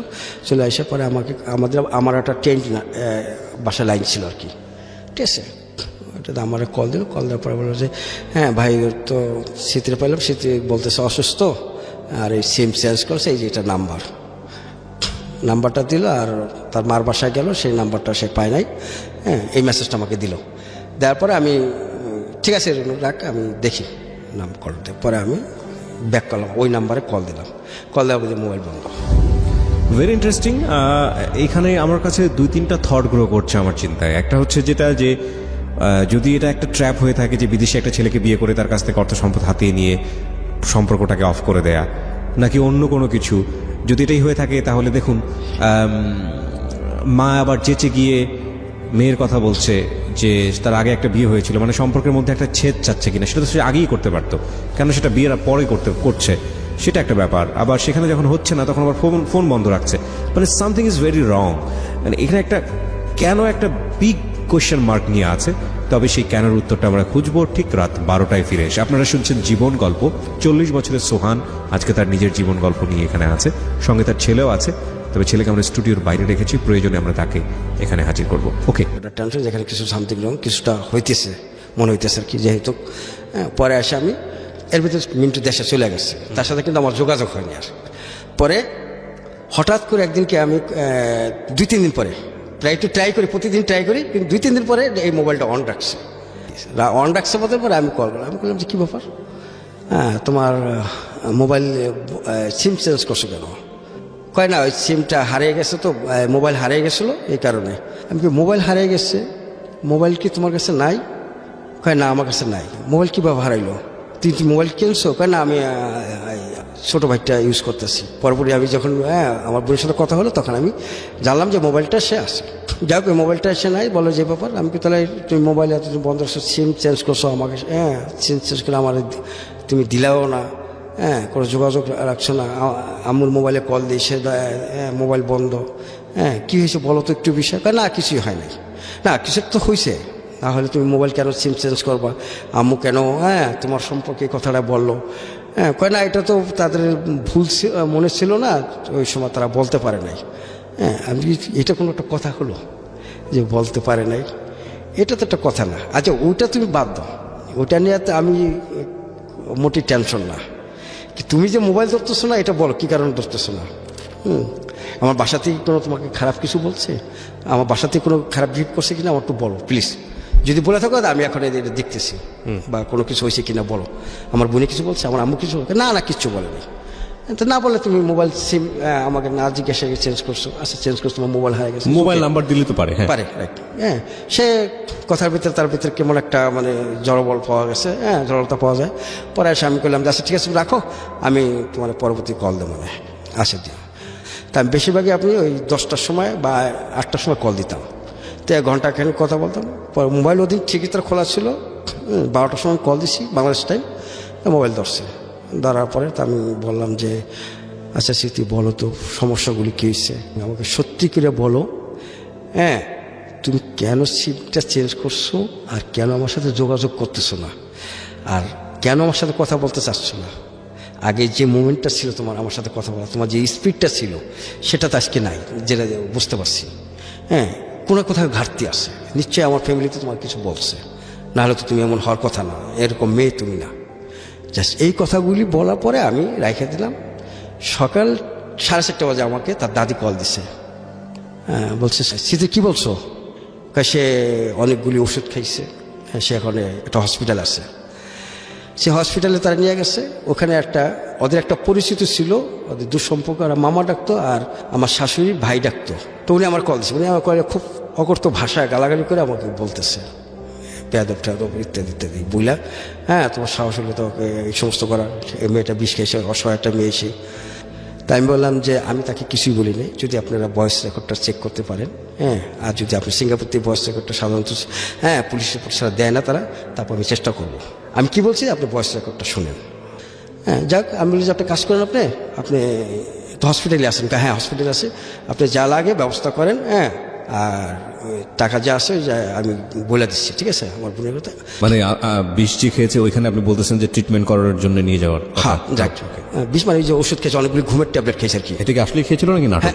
হ্যাঁ খেয়েছিল, খেয়েছিল, হ্যাঁ ওকে অনেকগুলি। তো আমি পরে জানতে পারলাম সে প্রায় খেয়ে থাকে। ওকে যাই হোক খেয়েছিল। তারপরে হ্যাঁ পরে উনি টাকা নিয়ে গেছে, টাকা নিয়ে যাওয়ার পরে তখন ট্রিটমেন্ট সব কমপ্লিট হলো। কমপ্লিট হওয়ার পরে আমি কল দিলাম বললো যে আমি স্মৃতি আপনি বাসায় পাঠাই দেন। না সে বাসায় যাবে না। আমি বললাম যে মামা কোথায়? হ্যাঁ মামা নাই। হ্যাঁ আমি কি সত্যি কি মামা নাই? হ্যাঁ নাই। আমি বলতে ঠিক আছে, তা আপনি কি করতেছেন? আমার মেয়ে ওই বাসায় যাবে না, তুমি আসো তারপর দেখা যাবে। আমি বলি গুড, ঠিক আছে। আবার 3-4 দিন পর আমার কল দিছে, কল দিয়ে বলে যে টাকা পাঠাও আর চিকিৎসার জন্য। কত টাকা দিতে হবে? হ্যাঁ কত লাগবে? জানি না, তুমি পাঠাও, কত পাঠাবো? হ্যাঁ আচ্ছা ঠিক আছে। পরে আমি রুনুর কল দেখলাম যে রুনু, আমি বললাম যে আমি সোমবারে টাকা পাঠাইতেছি, হ্যাঁ তুই যা পারো যাতে কারতে পারোস নিয়ে 1010 টাকা নিয়ে দে। পরে 1010 টাকা নিয়ে আবার দিছে। দেওয়ার পরে তারা এখন এই যে দুইজনে দুইটা বাসা হুট করে ছেড়ে দিছে। ছেড়ে দেয় তো আর তাদের পাওয়া যায় না, অনেক খোঁজ খবর নাই। আইদিতে কল দিই, মোবাইল সবই বন্ধ, ক্লোজ, মোবাইল বন্ধ। শাহিনের মোবাইল ছিল আপনার ইসের, তো ওই নাম্বারটা আমার কাছে ছিল। আমি বললাম যে তারা মোবাইল টোল বন্ধ, আপনি খুব আমার সাথে খারাপ ব্যবহার করলেন, খারাপ আচরণ করলেন, এখন তো আমি করতে পারি আপনার সাথে খারাপ আচরণ, কারণ দুজনে দুটা বাসায় ছেড়ে দিল। কেন ছেড়ে দিল? আমি বললাম যে আপনি কোথাও যান না, আপনি থাকেন, হ্যাঁ আমি যে পুলিশ পাঠাইতেছি, আমার বোন যাচ্ছে, আপনি যান না। তো উনি এই কথা পরে উনি আর এই যে তার মানে ওইগুলি খুলে বুঝছেন, ওই বাসা সে ওই অবস্থায় রেখেই তার কাপড় চুপড় যা ইত্যাদি রেখে সে চলে গেছে। চলে যাওয়ার পরে আমার বোন গেছিলো, আমার ওই যে বললাম যে চেয়ারম্যান কাকা সে গেছিলো, আবার এই উত্তরপাড়া ওই একজন লোক ছিল ওই যে মহসিন ভাই, ঠিক আছে আমার ক্লোজ সিনিয়র আর কি, সে গেছে। যাওয়ার পরে দেখি যে শাহিনের বাসায় কিচ্ছু নেই, তালা মারা। পরে এসে গেছে, পরে যাওয়ার পরে ওখান থেকে থানার থেকে দুজন কাকায় পুলিশ নিয়ে পরে গেল, যাই ওইটা ভাঙার পরে ওই শাহিনের কিছু ডকুমেন্ট কাগজ কোথায় কী আছে কিনা এটা খোঁজ নিল যে কিচ্ছু নেই।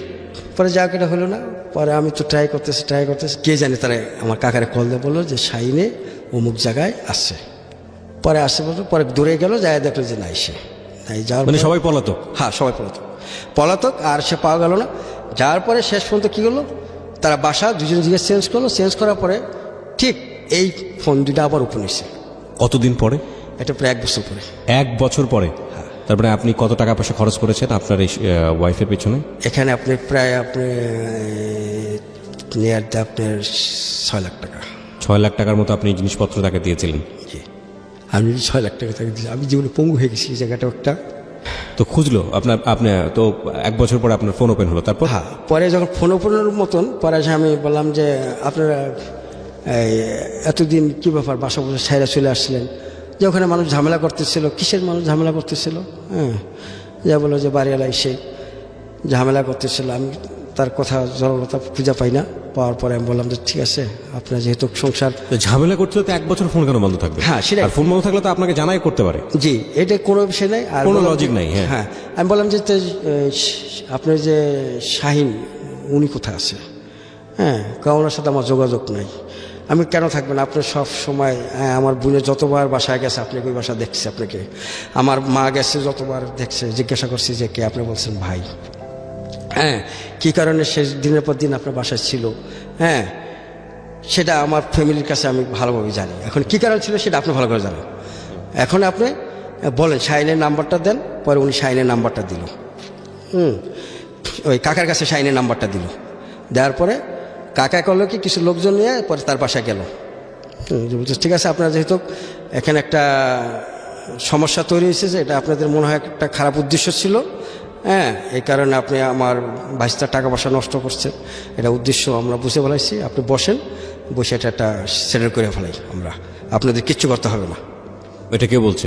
আমার কাকা বললো। আচ্ছা, হ্যাঁ, কিছু করতে হবে না, কথা ঠিক আছে, তো আপনি আমার একটু সময় দেন, আমার তো 2-1 লোক বলতে হয়। আমি বলছে ঠিক আছে আপনি বলেন, হ্যাঁ আপনি যত লোক মনে চায় বলতে, কাকে কাকে বলতে মন চায় আপনি বলেন, কোনো সমস্যা নাই। আর আমি আপনার বাসায় আসবো, বিচারটা আপনার বাসায় হবে, নো প্রবলেম। এটা কিন্তু আপনি টেনশন করেন না যে আমার ওখানে যেতে ওখানে যেতে। সে একটা টাইম নিল, 7 দিনের টাইম নিল। 7 দিন পরে, হ্যাঁ এখন এই 7 দিন কিন্তু আপনার মোবাইল ঠিকই অন ছিল, কাকার সাথে যোগাযোগ হয়েছে যে আসছি, ঠিক 7 দিন পরে মোবাইল বন্ধ। বন্ধ। তারপর কাকার নিয়ে আমার বুনে গেল, আর আমার ওই যে মহসিন ভাই গেল, 3 জনে গেল গাড়িটা নিয়ে, যাই দেখে কি তারা তালা আমার মায়েরা ছিল গেছে গা, আর নাই এই বাড়ি ছেড়ে চলে গেছে? এই বাড়ি চলে গেছে গা, বাস শেষ। এই পর্যন্ত আর কি বলবো, এখানে তো আর কিছু করে নাই। সকালে আমি আর বললাম, আপনি বুঝতেই পারলেন যে আপনাকে ঠকানো হয়েছে। এই যে মানে এদের কাজই ছিল হচ্ছে এরকম বিদেশ পার্টিগুলোকে এটা ধরা। তার মার পূর্বে 4টা বিয়ে হয়েছে। তার ওই যে স্মৃতির বাবাকে সে মারছে গলা টিপে, সে মাস্টার ছিল স্মৃতির বাবা, হ্যাঁ তো একজন পুরুষ নিয়ে গলা টিপে দিয়ে মাইরা ফেলাইছে। হ্যাঁ, এগুলো আপনি পরে যাচ্ছে? হ্যাঁ পরে জানছি। কিভাবে জানলেন? এটা স্মৃতি আমার বলছে, স্মৃতি আমার বলছে যে আমার ওরা মা কোথায় আছে এখন? এত জঘন্য কাজ করছে, জানি না কোথায় আছে। যদি তারা শুনে থাকে, হ্যাঁ জানি না, যদি শুনে থাকে তাদেরকে আমি। তো এই ব্ল্যাকমেলটা তো বেসিক্যালি আপনার এই মিন্টুর কারণে আপনি হলেন, যে মিন্টু আপনার কাছে ছিল। হ্যাঁ, মিন্টুর কারণে। সে মিন্টু কোথায় আছে? মিন্টু নাই, উদাহরণ নেই, কোথাও নেই, এখনো পাই না, এখনো ঢাকার শহর কখনো দেখি নেই তাদেরকে। বুঝতেই পাচ্ছেন। এবং এরকম ঘটনা বিদেশ বিভুঁয়ে যারা থাকেন, বিয়ে করার আগে নিশ্চিতভাবে জেনেই শেকড়ের খোঁজ নিয়েই তারপরে করেন। বোকামো মানুষ এর চেয়েও অনেক বড় বড় বোকামো করে, এগুলো কিছুই না। এবং সিক্রেটস ও জীবন গল্পে যেসব ঘটনা আসবে ভবিষ্যতে, সেগুলো আপনি শুনলে, ইভেন গত বেশ কয়েকটা ঘটনা শুনে বুঝতেই পেরেছেন যে বোকামোর লেভেলটা কি হতে পারে। আপনি বোকামো না করেন, সেটাই হচ্ছে মূল কথা। জি, তারপর আর আপনি তখন ফ্যামিলিকে বললেন না, তোমরা যে আমাকে বলছিলে যে মেয়েটাকে বিয়ে করার জন্য, কেন বললাম? হ্যাঁ, সেটাই। যে আমি বললাম, বললাম যে দেখ তোদের বোকামির কারণে দেখ কি হয়ে গেল। আমি কিন্তু এটা আগে চিন্তা করছিলাম যে এই ধরনের ঘটনা যদি থাকে, এরকম হয়, হ্যাঁ এখন দেখ কি তাহলে তারা খুব কষ্ট পেতেছে, আমার কথাটা তারা কষ্ট পেল। তখন চিন্তা করলাম ছোটো ভাই বোনেরা মানুষ, আমার বাবা মানুষ করতে পারে না, আমি ওদেরকে মানুষ করছি, এখন আমি যে এখান থেকে যে কথাটা বলি তারা কষ্ট পাবে। আচ্ছা, আমি বললাম যে এটা পিছনে যেটাকে আসছে, এটা জাস্ট ফরগেট। এটা নিয়ে কখনোই তুই চিন্তা করিস না যে আমার ভাইকে কেউ ঠকাইছে বা কি জিতাইলো, এটা নিয়ে টেনশন করিস। তার মানে যেই ভদ্রমহিলাকে আপনি বিয়ে করেছিলেন তার সঙ্গে আপনার দেখাই হয়নি কখনো? না, কখনই দেখা হয়নি, কখনই দেখা হয়নি। এমনকি তাকে পাসপোর্ট করার জন্য ব্যবস্থা করছিলাম, সে সিঙ্গাপুর নেওয়ার জন্য। হ্যাঁ, ঠিক আছে, আমি ভেরি লাকি যে আমি সেটা যে হয়নি, ওকে লাকি। ওকে। হ্যাঁ, পরে এসে আমি এটাকে আমার মাথা থেকে ছুটে এলাম। এখন আমি সিঙ্গাপুরে জব করতেছি, করার পরতে পরে এক পর্যায়ে আমার ফ্যামিলি,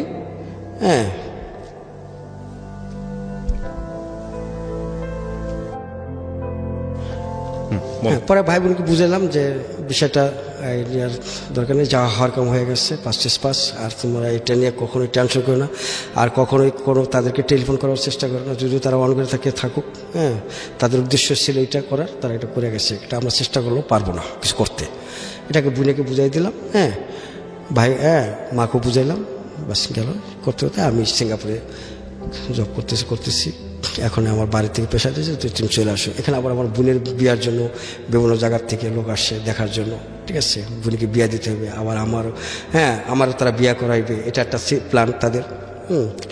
এখন যাক, সে বলতেছে যে তুমি বোন তো বড় হয়ে যেতেছে, তার তো বিয়া দিতে হবে, তুমি আসো, অনেক দিন হয়েছে। মা বলতেছে তোমাকে দেখি না। এখন এমন একটা জিনিস সিঙ্গাপুরে যা হুট করে বলে আসা লাগবে না, যেহেতু আমি ইলিগেল, আমার পাসপোর্ট করতে হবে, আমার কিছু কাগজপত্র এগুলি তৈরি করার পরে আসতে হবে।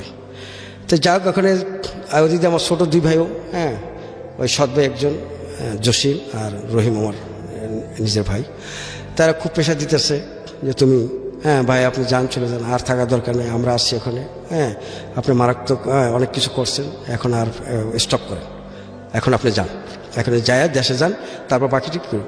এর ভিতরেই আমার ওই বাসায় এসে আমার এক মামাতো ভাই, সে আমার কল দিছে, মানে আমার সাথে কথা বলবো। তা কথা প্রসঙ্গে সে বলে যে সাবুদ্দিন একটা কাজ কর, তুই সিঙ্গাপুরে অনেকদিন রেসে থাকস, কি আয় দেশে পর আমি ইটালি পাঠিয়ে দিই। আমি ইটালিতে একবার কাকার টাকা দিয়ে কাকা ব্যবস্থা করতে পারে না, আবার আপনার আমার ইটালি পাঠাবেন, কারণ এখনও সহজ, কোনো প্রবলেম নেই, আমার সম্বন্ধী আছে, তোরে নিয়ে যাবে, তুই তুই আয়, তাড়াতাড়ি আয়। আমি বলতে ঠিক আছে, তা যদি হয় এরকম, আপনি ব্যবস্থা করেন। যদি আপনার সম্বন্ধী নিয়ে থাকে, সম্বন্ধীকে আমি চিনি, আমার গ্রামের পাশেই, বুঝছেন, এরা খুব ভালো লোক, যথেষ্ট পরিমাণ ভালো লোক, ভদ্রলোক। পরে আমি যদি মকবুল ভাই যদি এটা ব্যবস্থা করে, আমি রাজি আছি, আপনি দেখেন। পরে আসি, আমি 2007 সালে স্যালেন্ডার করলাম পুলিশ স্টেশনে দেয়া। মানে সিঙ্গাপুরের পুলিশ স্টেশনে গিয়ে সারেন্ডার করলেন। কত বছর পরে এটা সিঙ্গাপুর থাকার পর? প্রায় আপনার ধরেন 96 থেকে 2007 পর্যন্ত। ওরে বাবা, 11 বছর পর। এই সময় আপনি দেশে আসেননি? না, আসেনি। শুধুমাত্র সংসার? জি, এই সংসারের জন্য, এই ভাই বোনকে মানুষ করার জন্য, কিছু করার জন্য। আদার্স আমার কোনো কিছু চাওয়ার পাওয়ার ছিল না স্যার। বাকিটা এতই খারাপ নিয়ে এসেছিলাম পৃথিবীতে, প্রথমে এসে দেখছি আমার বাবা। শ্রদ্ধায় আরো একবার মাথা আমার গা শিউরে উঠেছে। মানে কান্ট ইউ ইভেন ইমাজিন এই মানুষগুলো যারা বিদেশে যায় নিজের দেশের জন্য কি পরিমাণ কষ্ট করে, নিজের পরিবারের জন্য কি পরিমাণ কষ্ট করে। বাংলাদেশের 2 শ্রেণীর মানুষ আছে যারা বিদেশ যায়, 2 শ্রেণীর মানুষ। আমি আপনাদেরকে মনে রাখার জন্য বলবো, 2 শ্রেণীর মানুষ আছে যারা বিদেশ যায়। এক শ্রেণীর মানুষ যারা খুব হাইলি এডুকেটেড, স্কলারশিপ পেয়ে যায়, পরিবারের অনেক টাকা পয়সা আছে, যাদের ছেলে মেয়েকে তারা বাইরে পড়ায়, দেশের বাইরে পড়ায়, তারা বিদেশের সিটিজেন হতে প্রাউড ফিল করে। এই এক শ্রেণীর মানুষ। আরেক শ্রেণীর মানুষ যারা দিন এনে দিন খায়, খুব প্রান্তিক পর্যায়ের মানুষ, এবং যাদের সংসারের হাল ধরার জন্যে যারা দেশের বাইরে পাড়ি জমায়, খুব ভয়াবহ কষ্ট নিয়ে পাড়ি জমায়। দেশে আসার পরে এখন মা ভাই বোন বলতেছে যে তুমি বিয়ে করো। আমি বললাম যে না, আমি বিয়ে করব না, কারণ আমি একটা ধোকা খাইছি, আর সেকেন্ড টাইমে আর চাই না আমি বিয়ে করতে। মানুষের এইভাবে একটা লাইফ অনেকে ভালোভাবে গেছে না, আমার এইভাবেই যাবে, সমস্যা নেই, তার তো হয়েছে, এগুলি নিয়ে তোমরা করো না। না, সেটা তারা মানবে না। আর এদের আমার বোনের বিয়ের জন্য, বুঝছেন, প্রস্তাব আসতেছে, 2টা একসাথেই হইতেছে। এখন আমি যখন চলে আসছি, বাড়িতে আসছি, বিভিন্ন কেউ তার শালিকে নিয়ে আসছে, কেউ তার বোনকে নিয়ে আসছে, এবং কেউ তার শুভাকাঙ্ক্ষী মেয়েকে নিয়ে আসতেছে আমাকে দেখার জন্য, মেয়েকে নিয়ে আসতেছে। তা আমি, কিন্তু আপনি যে ওই সিঙ্গাপুর পুলিশের কাছে সারেন্ডার করলেন, ওরা কি বললো আপনাকে? ওখানে তো আমি মনে করেন ওই যে আমি 19 দিন আমাকে 3 মাসের জেল দিল। আমি যেহেতু মালয়েশিয়া থেকে চলে আসি, মালয় ভাষা বলতে পারি, যেহেতু আমি যে বিমান আসিনি, কিন্তু ওরা কি করলো? ওরা আপনাকে আমার এই যে জেল দিল। জেল দেওয়ার পরে কি থাকতে দিল দেশে, নাকি বের করে দিল?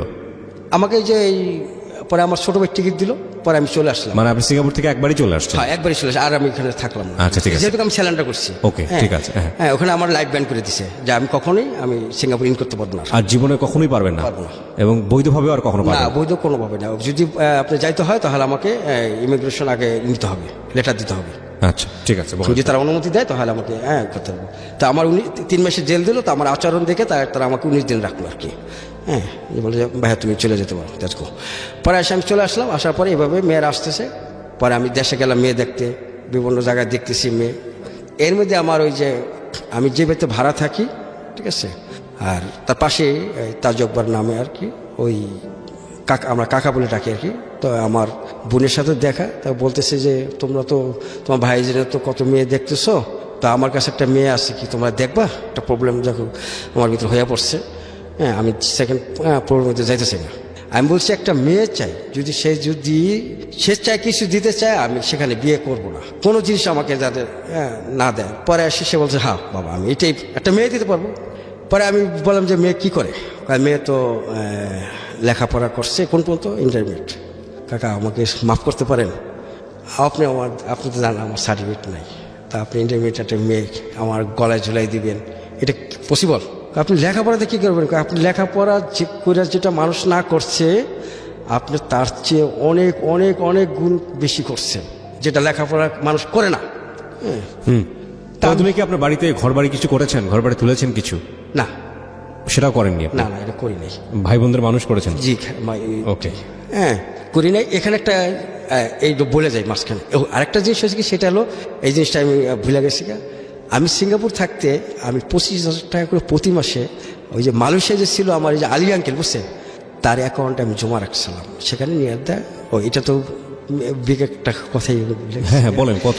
সেটা হলো আপনার 21 লাখের থেকে আপনি যদি কয়েক মাস ধরে দেন, তাহলে আপনি মনে করেন 18 লাখ সামথিং। 18 লাখ টাকা আপনার ওই সময় জমা ছিল অ্যাকাউন্টে? ছিল। আমি ওই মনের ফুর্তিতেই আসছি যে ওখানে যে একটা কিছু করবো। হ্যাঁ ওই দিক দিয়ে আবার আমার বোনেরও বলছিলাম যে তুই একটা জায়গা দেখ, হ্যাঁ যদি পারি ওই জায়গাটা রাখবো।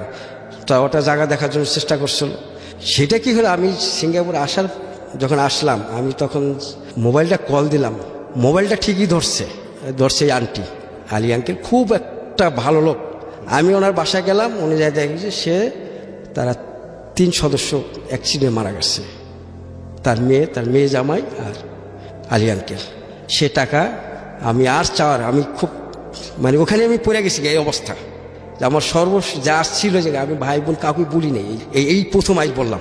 মানে ওখানে আপনার 18 লক্ষ টাকা মার চলে গেল? হ্যাঁ এইটা একেবারে ক্যাশ টাকা ছিল, যেটা যাই আমি দেশে কিছু করবো, যে বোনটা বিয়ে দেবো, নিজে বিয়ে বিয়ে করবো, কিছু একটা করবো। মাই গুডনেস, মানে কপাল কতটা খারাপ হতে পারে। আপনি আরেকটা জিনিস, 2 মাস 3 মাস ইলেগেল লোক চাকরি করতে পারে না, আর আমি 11টা বছর চাকরি করে এসেছি কোম্পানিতে, আমার বসে এত ভালো জানতো। চলে আসার পরে আমি চুপ করে বসেছি, আমি কারোর সাথে শেয়ার করতে পারতেছি না এই বিষয়টা। আমি ভাই বোনের সাথে শেয়ার করলে যে ভাই বোনগুলো আমাদের আপনি বিশ্বাস করেন না কেন, সেটা চুপ করে রইলাম। এখন সে আমারে এই মেয়ে দিবেই, তার আম্মা আসছে, সে আম্মা আমার বলতেছে, আমার বিষয়গুলি জানতেছে।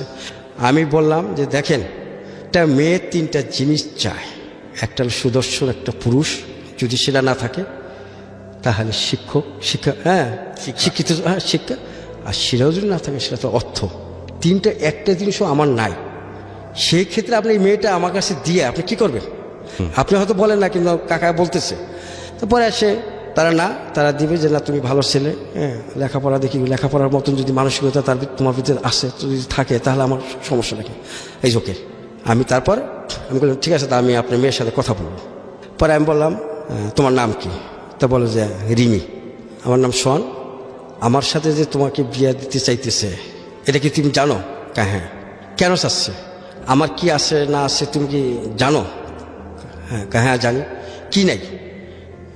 তো বলে যে আপনার সার্টিফিকেট নাই।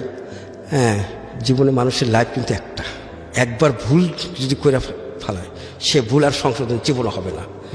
তোমার মতো একটা শিক্ষিত মেয়ে, তোমার গভীরভাবে চিন্তা করো।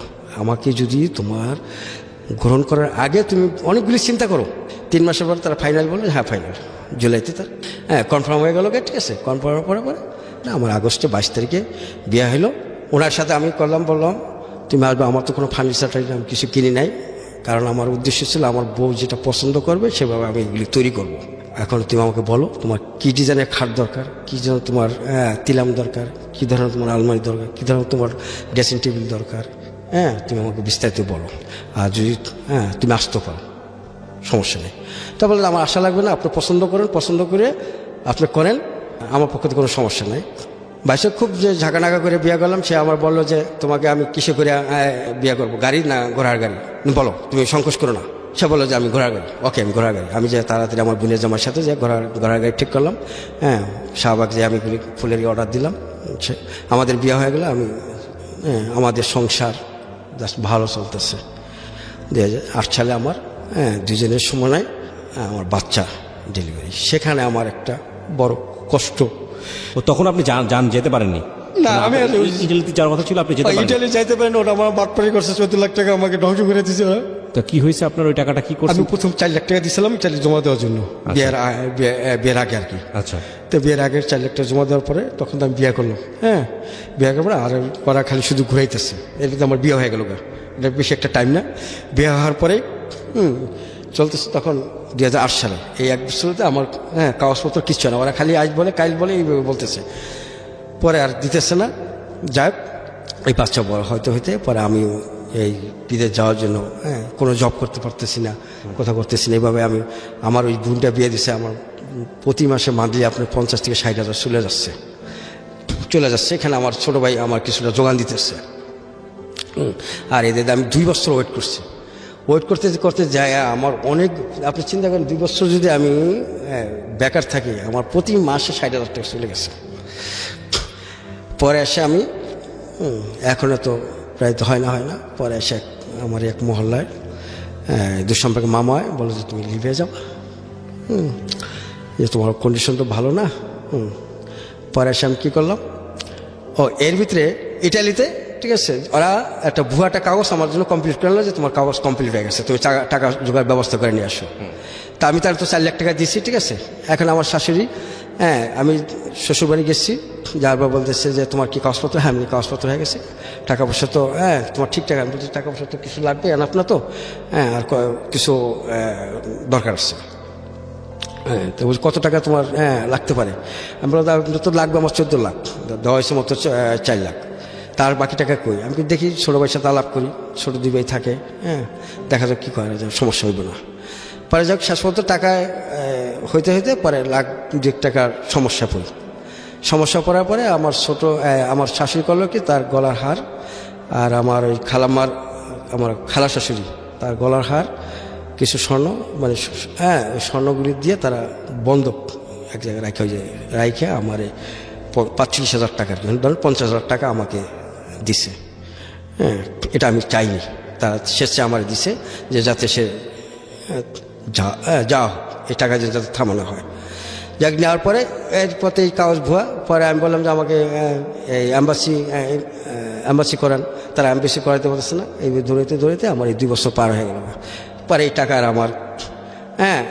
টাকা আর আমি পারতেছি না, তাতে উড়াইতেও এই 14 লাখ টাকা উড়াইতে পারতেছি না। আমি কোথায় হারা কই আসছে, মতিঝিল একবার যাই ধরি, দালাল ধরি, পাই না। এই আজকে কাইল দিন পরশুদিন টাকা, যাক। পরে সে মধ্যে আমার এই মহল্লায় আমার যে সম্পর্কে মামা আর কি, হ্যাঁ বাড়ি বিক্রমপুর, বলছে লিবে একটা ভিসা আছে, যাবা? আমি বললাম যে কি জেনুইন ভিসা না ইলিগেল ভিসা বা জেনুইন ভিসা? তা আমি বললাম বুঝেন, কিন্তু আপনি আমার যদি কাগজপত্র আগে দেন তাহলে আমি রাজি হব, কারণ আমার অবস্থা ভালো না। যেহেতু আমার বউ খুব কষ্ট পেতেছে। এর ভিতরে আমার বউর একটা জব করতেছে আপনার এই যে বনানী 11 নম্বর রোডে আপনার একটা ফ্যাশন শোতে। আমি সকালে দিয়ে আসি, বিকেল দিয়ে নিয়ে আসি। খুব একটা ভালো একটা মনের মেয়ে, শোনা কথা ছিল তখন। তাকে ডিগ্রিতে সে অনেক দিন ভর্তি হয়নি। পরে তাকে নিয়ে আমি বললাম যে না, তোমার তো লেখাপড়া করতে হবে, তুমি ভর্তি হবে না। আমি আর করবো না। আমাকে কেন? তোমার করতে হবে, তোমার ভবিষ্যৎ দরকার আছে। তোমার যদি ছেলে সন্তান হয়, সে যদি তারা সন্তানের একটা গর্ব থাকবে যে না, মা শিক্ষিত, বাবা যাই হোক। পরে আমি কী করলাম, তাই জাতীয় বিশ্ববিদ্যালয় গাজীপুর দূরে হয়ে যায়। পরে আমি তিতুমি কলেজে বসে তার প্রথম ডিগ্রিতে ভর্তি করলাম আর কি। ওকে, ভর্তি করার পরে তারা ভর্তি করে দিলাম, সে ক্লাস করতেছে, তাকে নিয়ে আসছি, কোনো সমস্যা নেই। এখানে তো অর্থনৈতিক কর্মে আমি সঙ্গী নিয়ে পড়ছি, সে কিছুটা অনুভব করতে পারলো আর কি। ওকে, টাকা পয়সা দিতে আমি সব দিক দিয়ে টাকা পয়সা নাই। আমি এই 2 বছর বসে খাইছি, অনেক টাকা লস গেছে। এখন আমি কি করব? আমি এখন মারাত্মক একটা হতাশার ভিতরে পার করতেছি। আমার ওয়াইফ কিছুটা বুঝতে পারছে। পরে সে একটা ওই পার্ট টাইম একটা জব নিল। নেওয়ার পরে আমি এখন ওই লিবিয়া যাওয়ার জন্য আমি প্রস্তুত নিলাম। নেওয়ার পরে আমার কাছে তো আর এত টাকা নাই, এখন এখানে 2.5 লাখ টাকা লাগবে।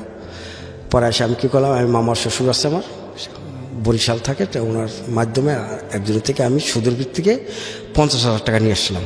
মান্থলি আপনি 5,000 টাকা দিতে হবে, ঠিক আছে। তারপর ওখান থেকে আনলাম, আইনে টাকাটা নিয়ে আসলাম। নিয়ে আসার পরে আমি যেভাবে হোক আমি লিবিয়া চলে গেলাম। এটা 2009-এর লাস্টের দিক আর কি। হ্যাঁ, যাওয়ার পরে আমি 8 মাস পরেই লিবিয়া আপনার যুদ্ধ শুরু হয়ে গেল। ওখানে অবস্থা ভালো ছিল। এর ভিতরে আমি তাকে আমার ওয়াইফের কাছে 3 লাখ টাকার মতন পাঠাইছিলাম। হ্যাঁ, যেভাবে পারো, কিন্তু এই টাকাটা পরিশোধ করতে পারে নাই। যে টাকাটা আপনি মামার শ্বশুর থেকে আনছিলাম ইটালিতে যাওয়ার জন্য, হ্যাঁ, এই টাকাটা শোধ করতে পারি নাই। আর ওই যে খালাম্মা যে জিনিস ছুঁয়ে যে আমি আনলাম, হ্যাঁ, আর এই যে আমার শাশুড়ি গলার যে জিনিসটা নিয়ে আমি আনলাম, এটা আমি পরিশোধ করতে পারি নাই। এর মধ্যে আমি লিবিয়াতে ছিলাম, শূন্য হাতে চলে আসলাম। এই যুদ্ধের কারণে? হ্যাঁ, যুদ্ধের কারণে শূন্য হাতে চলে আসলাম। অনেক কষ্ট সেটা, কারণ পরে চলে আসলাম। আসার পরে যেটা হলো, এখানে বলি, লিবিয়া থাকতেই, যুদ্ধের আগেই আমার লিবিয়া থাকতে আমার শালীর বিয়ে হয়ে গেল।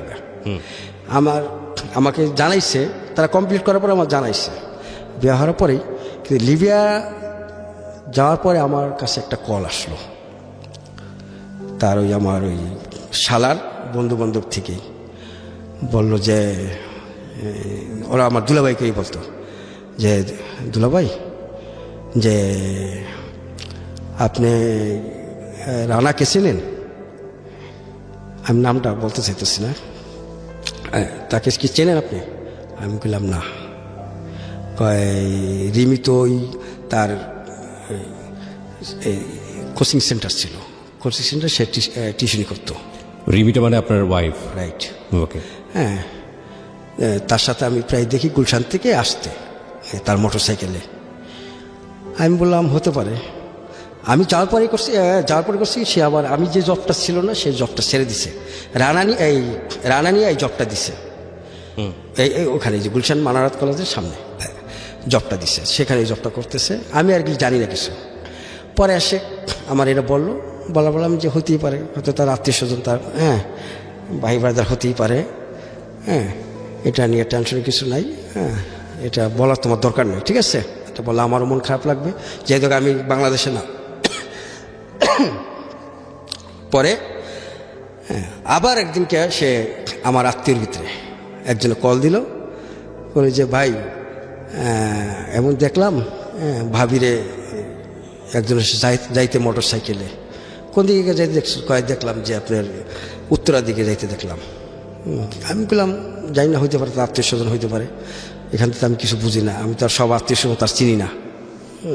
আর আমার তো সে বলো না যে কোথায় ভালো মন্দ, কারণ হেস্ত জবটা কিন্তু ছেড়ে দিছে।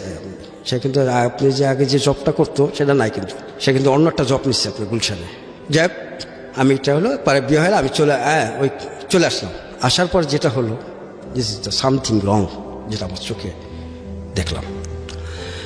সেটা দেখার পরে আমি খুব মানে জিনিসটা খুব স্বাভাবিকভাবে নেওয়ার চেষ্টা করতেছি। কি ছিল ঘটনাটা আমাকে বলেন। হ্যাঁ, সেটা আমি বলতেছি। সেটা হলো কি, আমি যখন আসলাম, সে আমাকে উপস্থিতেই সে চলে যেত, আমাকে সাথে শেয়ার করতো না। আপনার সামনেই সে চলে যেত? যে লোকটাকে সাথে সে বাইকে উঠতো সেই লোকটার কাছে? হ্যাঁ, ওই যে যখন সে তো এখন সে বিয়ে হয়ে গেছে আমার, সে তো আমার তার সাথে চলে যায়। সে আমাকে কোনো শেয়ার করে না, কোথায় যাচ্ছে, কি যাচ্ছে, সে কিছু বলে না। আর সে বলতেছে, রিমি, সে তো আমার ওয়াইফের নাম দিয়ে ডাকতে পারে না, যেহেতু সে ছোট। তারপরে আমি এটা দেখলাম যে হ্যাঁ, একদিনকে আমি সকালবেলা এক লোকে কল দিছে। কল দেওয়ার পরে কি জানি একটা সে বলতেছে, বলার পরে আমি বললাম, এই রিমি, তোমার তো আজকে আছে, কলেজে যাবো না? তখন ভর্তি হয়েছে আর কি, মাস্টার্সে। এখন আমার সকালবেলা আমার বলতেছে যে তুমি থাকো, আমার সাথে তোমার যাওয়া লাগবে না। আমি কেন, তুমি এত দূর যাবা, একা একা যাবা? আমি চলো দিয়ে আসি। হ্যাঁ, দিয়ে আসি, না তোমার যাওয়া লাগবে না, তুমি চুপ করে। কিন্তু আবার একজন কল দিতেছে, সে বলতেছে, আমার বলতেছে 5 মিনিট, 2 মিনিট এরকম বলতেছে। পরে আসে আমি আবার বললাম যে না, আমি যাই, তোমার সমস্যা নেই। সে যখন বললো যে না থাকো, আমি থাকলাম। সে আমাকে একটা কিস দিয়ে হ্যাঁ বাইরে চলে গেল। চলে যাওয়ার পরে যেটা হলো, সে আমার কলেজ থেকে তাদের এলাকারই বন্ধুবান্ধব আমার এই ওয়াইফেরই, সে আমার কল দিয়েছে, খুশি কি যে আপনি কই? আমি কি বাসায়, আপনি একটু কলেজে আসতে পারবেন? আমি কি হ্যাঁ আসতে পারবো, আসেন। পরে গেলাম, যাওয়ার পরে আমার বলো যে ব্যাপার, তা আপনার ওয়াইফেরকে আমি রাজীবের সাথে যাইতে দেখলাম যদি কোথায় কলেজ থেকে। পরে এসে আমি গেলাম, উনি করলো কি ঠিকই আবার কলেজ থেকে ব্যাক করছে, মোটরসাইকেল নামলো, আমার সামনে নামলো। হ্যাঁ, আমি তাকে দেখে আমি চলে আসলাম। চলে আসার পরে আমি আর তার ভালো মন্দ কিছু বলি নাই। যাক, আসার পরে উনি বাসায় আমাকে খুব বোঝানোর চেষ্টা করতেছে। কি বোঝানোর চেষ্টা? যে সে আন্দাজ করতেছে আমি কলেজে গেছিলাম, সেটা তার অনুভব, তার ভিতরে একটা ফিলিংস তৈরি হয়েছে, সে হয়তো দেখছে আমাকে।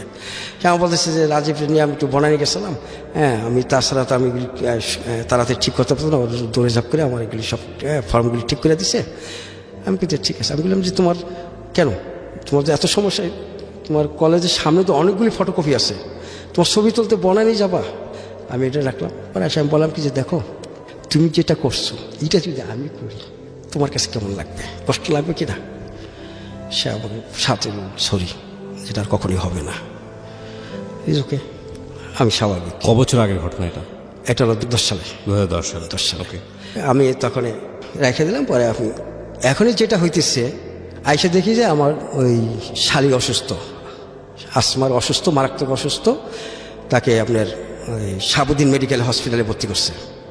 সেখানে দৌড়ে গেলাম, দৌড়ে যাওয়ার পরে যাই দেখি হ্যাঁ সে মারাত্মক, সে আইসিইউতে আছে।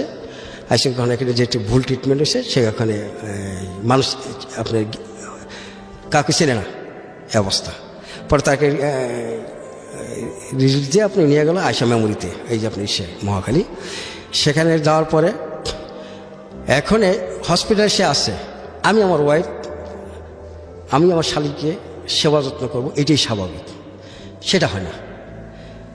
আমি বাসার থেকে একেবারে আসে, আমার ওয়াইফ আমার ভাইরা মোটর সাইকেলে আসে, আমি 6 নম্বর বাসে বা গাড়িতে বা সিএনজিতে যেটা আমি যাই, আর সে তার মোটর সাইকেলে সে যায়। হ্যাঁ, যাক, সেটা যাইতেছে। আর আমি যখন হসপিটালে যাই, ভাইরা আমাকে রুমে ঢুকতে দেয় না, সে আমাকে রুমে ঢুকতে দেয় না। এখানে একটা শব্দ আমি মিউট করছি, ওনার আত্মীয়ের মধ্যেই এই ধরনের সম্পর্ক, এবং এই জন্যেই আমি শব্দটা মিউট করছি, কারণ এটার একটা সোশ্যাল ইম্প্যাক্ট আছে এই অনুষ্ঠানের। লাখ লাখ মানুষ এই অনুষ্ঠানটা শোনে। আমরা চাই না যে এই সম্পর্কটা সবাই জানুক। এটা একটা অ্যাডাল্টারি সম্পর্ক অ্যাকর্ডিং টু সোহানস ভয়েস, মানে ওনার মতে ওনার ওয়াইফ ওনার আত্মীয় সম্পর্কের কারো একজনের সঙ্গে একটা অবৈধ অনৈতিক সম্পর্কে জড়িত। আমি সম্পর্কটাকে খুব প্রেসাইজ করে নিয়ে আসতে চাই। আমি জানি যে স্টোরিটা অনেক বড় হবে, কারণ 2010 সালের ঘটনা এটা। যেহেতু আমি শর্ট করে এই বিষয়টা জানতে চাচ্ছি আপনার কাছ থেকে। আপনার ওয়াইফ কি এখন আপনার সঙ্গে থাকে? না। কত বছর যাবত আপনার সঙ্গে? আমার 5 বছর যাবত। শেষ 7 বছর হয়ে গেছে, 2018 না 7 বছর। যে সম্পর্কটা নিয়ে আপনি সন্দেহ করছিলেন, সেই সম্পর্কটা কি সে ডিক্লেয়ার করেছে যে হ্যাঁ ওনার সঙ্গে সম্পর্কটা আছে? না, সে ডিক্লেয়ার করে নাই। সে declare করে- আমিও ডিক্লেয়ার করি। তো ও এখন কোথায় আছে? ওখানে তার মার বাড়িতে আছে। ওয়াইফ কি তার মার বাসাতে আছে নাকি যার সঙ্গে সে ঘোরাফেরা করতো তার বাসায় আছে? মানে 2 বাসায় থাকে। দুই বাসায়? মেজরিটি টাইমে আপনার আমার ভাইরা বাসায় থাকে। এটা নিয়ে আপনাদের মধ্যে কথোপকথন হ্যাঁ, হতো? অনেক কথা হয়েছে, আমি অনেক বকাঝকা দিচ্ছি। এটা বকাঝকা করেছেন, গায়ে হাত তুলেছেন? হ্যাঁ, ইম্পসিবল। আমি কখনোই গায়ে হাত তোলেননি? না, না, আমি- বকাঝকা করেছেন এবং এক পর্যায়ে সে সংসার ত্যাগ করে সে চলে গেছে। আপনার যে বাচ্চাকে নিয়ে এসছেন, এই বাচ্চাটা কোথায় থাকে? বাচ্চাটা তার আমার কাছে থাকে, আমি স্বেচ্ছায় রাখি। এটা একটা আপনি মেনে নিয়েছেন? আমি মেনে নিয়েছি আমার বাচ্চার কারণে। তো এই 5 বছর সম্পর্ক সে আপনার সঙ্গে থাকে না, তো আপনি কি চান? আপনাদের মধ্যে ডিভোর্স হয়ে যাওয়াটা কি স্বাভাবিক না? আমি এটাই চাইছিলাম যে যেহেতু সে আমাকে একটা সময় তার ভালো লাগছিল, আমার বিয়ে করছে, এখন তার ভালো লাগতেছে না, সে যদি চলে যায় আমার কোনো আপত্তি নেই। আবার যদি সে কাম ব্যাক করে আমার কোনো প্রবলেম নেই, আমার পক্ষে তো কোনো সমস্যা নেই। বিভিন্ন আইন আদালতের ব্যাপার স্যাপার আছে, হ্যাঁ, আইন আদালতের ব্যাপার আপনারা আছে। চাইলে পারিবারিক আদালতে গিয়ে বিষয়টা সমাধান করতে করতে পারেন। পারি, হ্যাঁ। তো জাননি কেন? এখন আমি যাই নাকি আমার বাচ্চাটার উপর ভরসা করি। একটা মেয়ে অন্যায় করতেই পারে, আবার সে সংশোধন হইতেও পারে। আমি জাস্ট ট্রাই করার জন্য এই বাচ্চাটার জন্য আপনি অপেক্ষা করতেছেন? জি, ট্রাই আমি করতেছিলাম যে একটা মেয়ে অন্যায় করতে পারে। আপনি তার মানে লাস্ট 5-7 বছর আর দেশের বাইরে যাননি? না, আর যাই না, আর যাওয়া হয়নি। কি করে আপনার সময় কাটে? আমি আমার সময়টা ওই যে আমার বাচ্চাটা মাঝে মাঝে আমি যাই ওখানে। আর এমনিতে কি করেন আপনি? এর মাঝে আমি একটা কফি শপ দিছিলাম, কফি শপের টাইম দিছিলাম। ওই কফি শপটা কি এখন আছে? না, এটা আমি সেল করে দিছি। এখন তাহলে কি করেন? এখন আমি ঠিকাদারি ব্যবসা করতেছি আর কি। ঠিকাদারের ব্যবসা করেন, এইভাবে আপনার দিন চলে? চলে চলে। এই ফাঁকে প্রিয় শ্রোতা আপনাদের সবাইকে জানিয়ে রাখছি ইতিমধ্যেই শুরু হয়েছে রেডিও আম্বার 102.4 FM আমার একটি নতুন শো, যে অনুষ্ঠানটির কথা হয়তো বা অনেকেই জানেন, মাইক্রোফোন টেস্টিং 1024, যেখানে বাংলাদেশের ছড়িয়ে ছিটিয়ে থাকা অসম্ভব প্রতিভাবান শিল্পী যারা আছেন, যারা কোথাও কোনো ফ্লোর পান না কিন্তু খুব ভালো গান, তাদের সুযোগ ঘটছে একটা অনুষ্ঠানে একটা এপিসোডে নিজেকে প্রকাশ করবার। আপনি যদি খুব ভালো গান করেন এবং আপনি যদি মনে করেন এই অনুষ্ঠানটিতে আপনি অংশগ্রহণ করবেন, তাহলে এই নাম্বারটিতে ফোন দিতে হবে এবং নাম্বারটিতে ফোন দিয়ে ফোন থেকে আপনি যে নির্দেশনা পাবেন সেই অনুসারে আপনি কাজটি করবেন। ফোন নাম্বারটি হচ্ছে 09611001024। আমি বাংলায় বলছি এবং ধীরে ধীরে বলছি, 096101001024। এই নাম্বারটিতে ফোন দিয়ে আপনি নির্দেশনা অনুসারে আপনি কাজটি করবেন। আর এমনও হতে পারে এই অনুষ্ঠানের মধ্য দিয়ে সারা বাংলাদেশ আপনাকে অন্যভাবে চিনবে। সো অপেক্ষা করছি আপনার কলের। আপনার ছেলেকে আমি কিছুক্ষণের জন্য নিয়ে আসতে চাই, তার লাইফের স্টোরি, যেটা ও স্টুডিওতে বারবার ঢুকে পড়ছিল, জি, জি। ও এখানে থাকতে চায়, ও খুব চঞ্চল প্রকৃতির। রাইট। কি যেন নাম বলছিলেন? আবিদ। আবিদ। আবিদকে নিয়ে আসার আগে আপনি আমাকে একটু বলেন যে এই গল্পটা আপনি রেডিওতে আজকে কেন বললেন? আমি যেটা শ্রোতাদেরকে বলতে চাই, সম্মানীয় শ্রোতাদের বলতে চাই, যে আমি যেটা যে জায়গার থেকে এটা করছি, এটা যেন আমার মতন এভাবে কেউ না করে। এই ভদ্রলোক আরেকটা জিনিস বলতে পারেননি, আমার গল্পটা আমি যতটুকু ওনার কাছ থেকে শুনেছিলাম, যে উনি চাইলেই ওনার ওয়াইফকে হয়তো পেশি শক্তি বলে ওনার কাছ থেকে নিয়ে আসতে পারতেন, কিন্তু সেই পেশি শক্তিটা ওনার নাই, ওনার কোনো ব্যাকআপ নাই, ওনার পেছনে দাঁড়াবার মতো কেউ নাই। কিন্তু ওনার যেই আত্মীয় সম্পর্কের যে লোকটি, উনি রাজনৈতিকভাবে একজন ক্ষমতা সম্পন্ন ব্যক্তি, যে কারণে উনি সাহসও পান না। আমাদের যিনি অতিথি সোহান, তিনি সাহসও পান না কোনো স্টেপ নিতে। অদ্ভুত এক জীবন। আমি এই বর্তমান জীবনটাকে কোনোভাবে মূল্যায়ন করতে চাই না তার, আমি বরং সেই শৈশব থেকে বাবা হারা একটা সন্তান, বাবা থেকেও নেই, এতিম, এই একটা সন্তান তার পরিবারের জন্য কি পরিমাণ স্যাক্রিফাইস করে করে করে করে এগিয়েছে, শেষ পর্যন্ত সে তার জীবনে এখনও স্যাক্রিফাইসের মধ্যেই আছে। আমি তার এই বৈদেশিক জীবনটাকেই বড় করে দেখতে চাই, যে একটা মানুষ নিজের জীবনের কত বড় বড় স্যাক্রিফাইস করে সে তার সংসারকে টিকিয়ে রাখার জন্যে, পরিবারকে টিকিয়ে রাখার জন্য নিজের বিদেশ হয়ে টিকে থাকে। আপনার ভাই বোনরা এখন কোথায় আছে? একদম ছোট ভাইটা? আর ছোট ভাইটা দেশে আসছে, সে একটা জব করে, এখন জব করে। পড়াশোনা করিয়েছেন তাকে? হ্যাঁ। কত পর্যন্ত সে পড়েছে? যে ইন্টারমিডিয়েট পাস করছে। পাস করেছে। আর আপনার বড় দুই বোন? বড় দিন বই একটা হলো আপনার ইন্টারমিডিয়েট SSC পাস করে ইন্টারমিডিয়েট পড়ে নাই, আর ছোটটার বিয়ে হয়েছে, তার দুইটা ছেলে আছে, একটা ভাগ্নে আছে। সবাই মোটামুটি খেয়ে পড়ে ভালো মতো আছে? মোটামুটি ওরকম কেউ নাই আর কি। বাট আছে। আপনার মাটা কোথায় আছে? মাটা আমার কাছে আছে। মার দুই কাছে ভাই থাকেন আপনি? আর আমার ছোট ভাইয়ের ওয়াইফ আর আমি থাকি। আচ্ছা, আমার দুইটা কথা শুনছি। শিওর বলেন। হ্যাঁ, সেটা হলো যখন সে এভাবে চলে যায়, পরে আমাকে সে হসপিটালে আমার ঢুকতে দেয় না, আর যদি আমি দেখে যে ঢুকতে, সে দূরে থেকে আমার হাত ইশারা করে। আমার খুব কষ্ট লাগে, এই বিষয়টা খুব কষ্ট লাগে। আমার ওয়াইফ যেতেছে, আমি আমার ওয়াইফকে বললাম যে দেখো আমাকে কেন ঢুকতে দিতেছে না, আর তোমাকে দিতেছে, আর তুমি তার সাথে মোটর সাইকেল আসতেছো, আমি আসতেছি না। দীর্ঘদিন ধরে সেই একটা অজুহাত দেখে সে দীর্ঘদিন ওই বাসায় থাকে, আসে না, আমার কাছে আসে না, আমার বাসা পাকটা কোনো কিছু করে না। আপনি কথা বলছেন একটু আগে, বাট আমরা আপনার এই কষ্টের জায়গাটাকে বড় করে দেখতে চাই, স্যাক্রিফাইসের জায়গাটাকে বড় করে দেখতে চাই। বাচ্চাটাকে নিয়ে আসতে চাই। মাইক্রোফোনের সামনে আসো। তুমি আমার দিকে তাকিয়ে আছো কেন? কি নাম তোমার? আবিদ। আবিদ। কোন ক্লাসে পড়ো? 3তে। তো যে তুমি এতক্ষণ বাইরে স্টুডিওতে বসেছিলা, কেমন লাগতেছিল তোমার বসে থাকতে? একটু মজা লাগে না। একটু মজা লাগে না? এখন মাইক্রোফোনে কথা বলতে মজা লাগতেছে? ওকে, বাট তুমি তো জানো না যে কথা কে শুনতেছে, কিভাবে শুনতে পাচ্ছে। আচ্ছা ঠিক আছে, তোমার আব্বু আম্মু একসঙ্গে, তোমার ইচ্ছা করে না তোমার আব্বু আম্মু সবাই একসঙ্গে থাকুক? হ্যাঁ।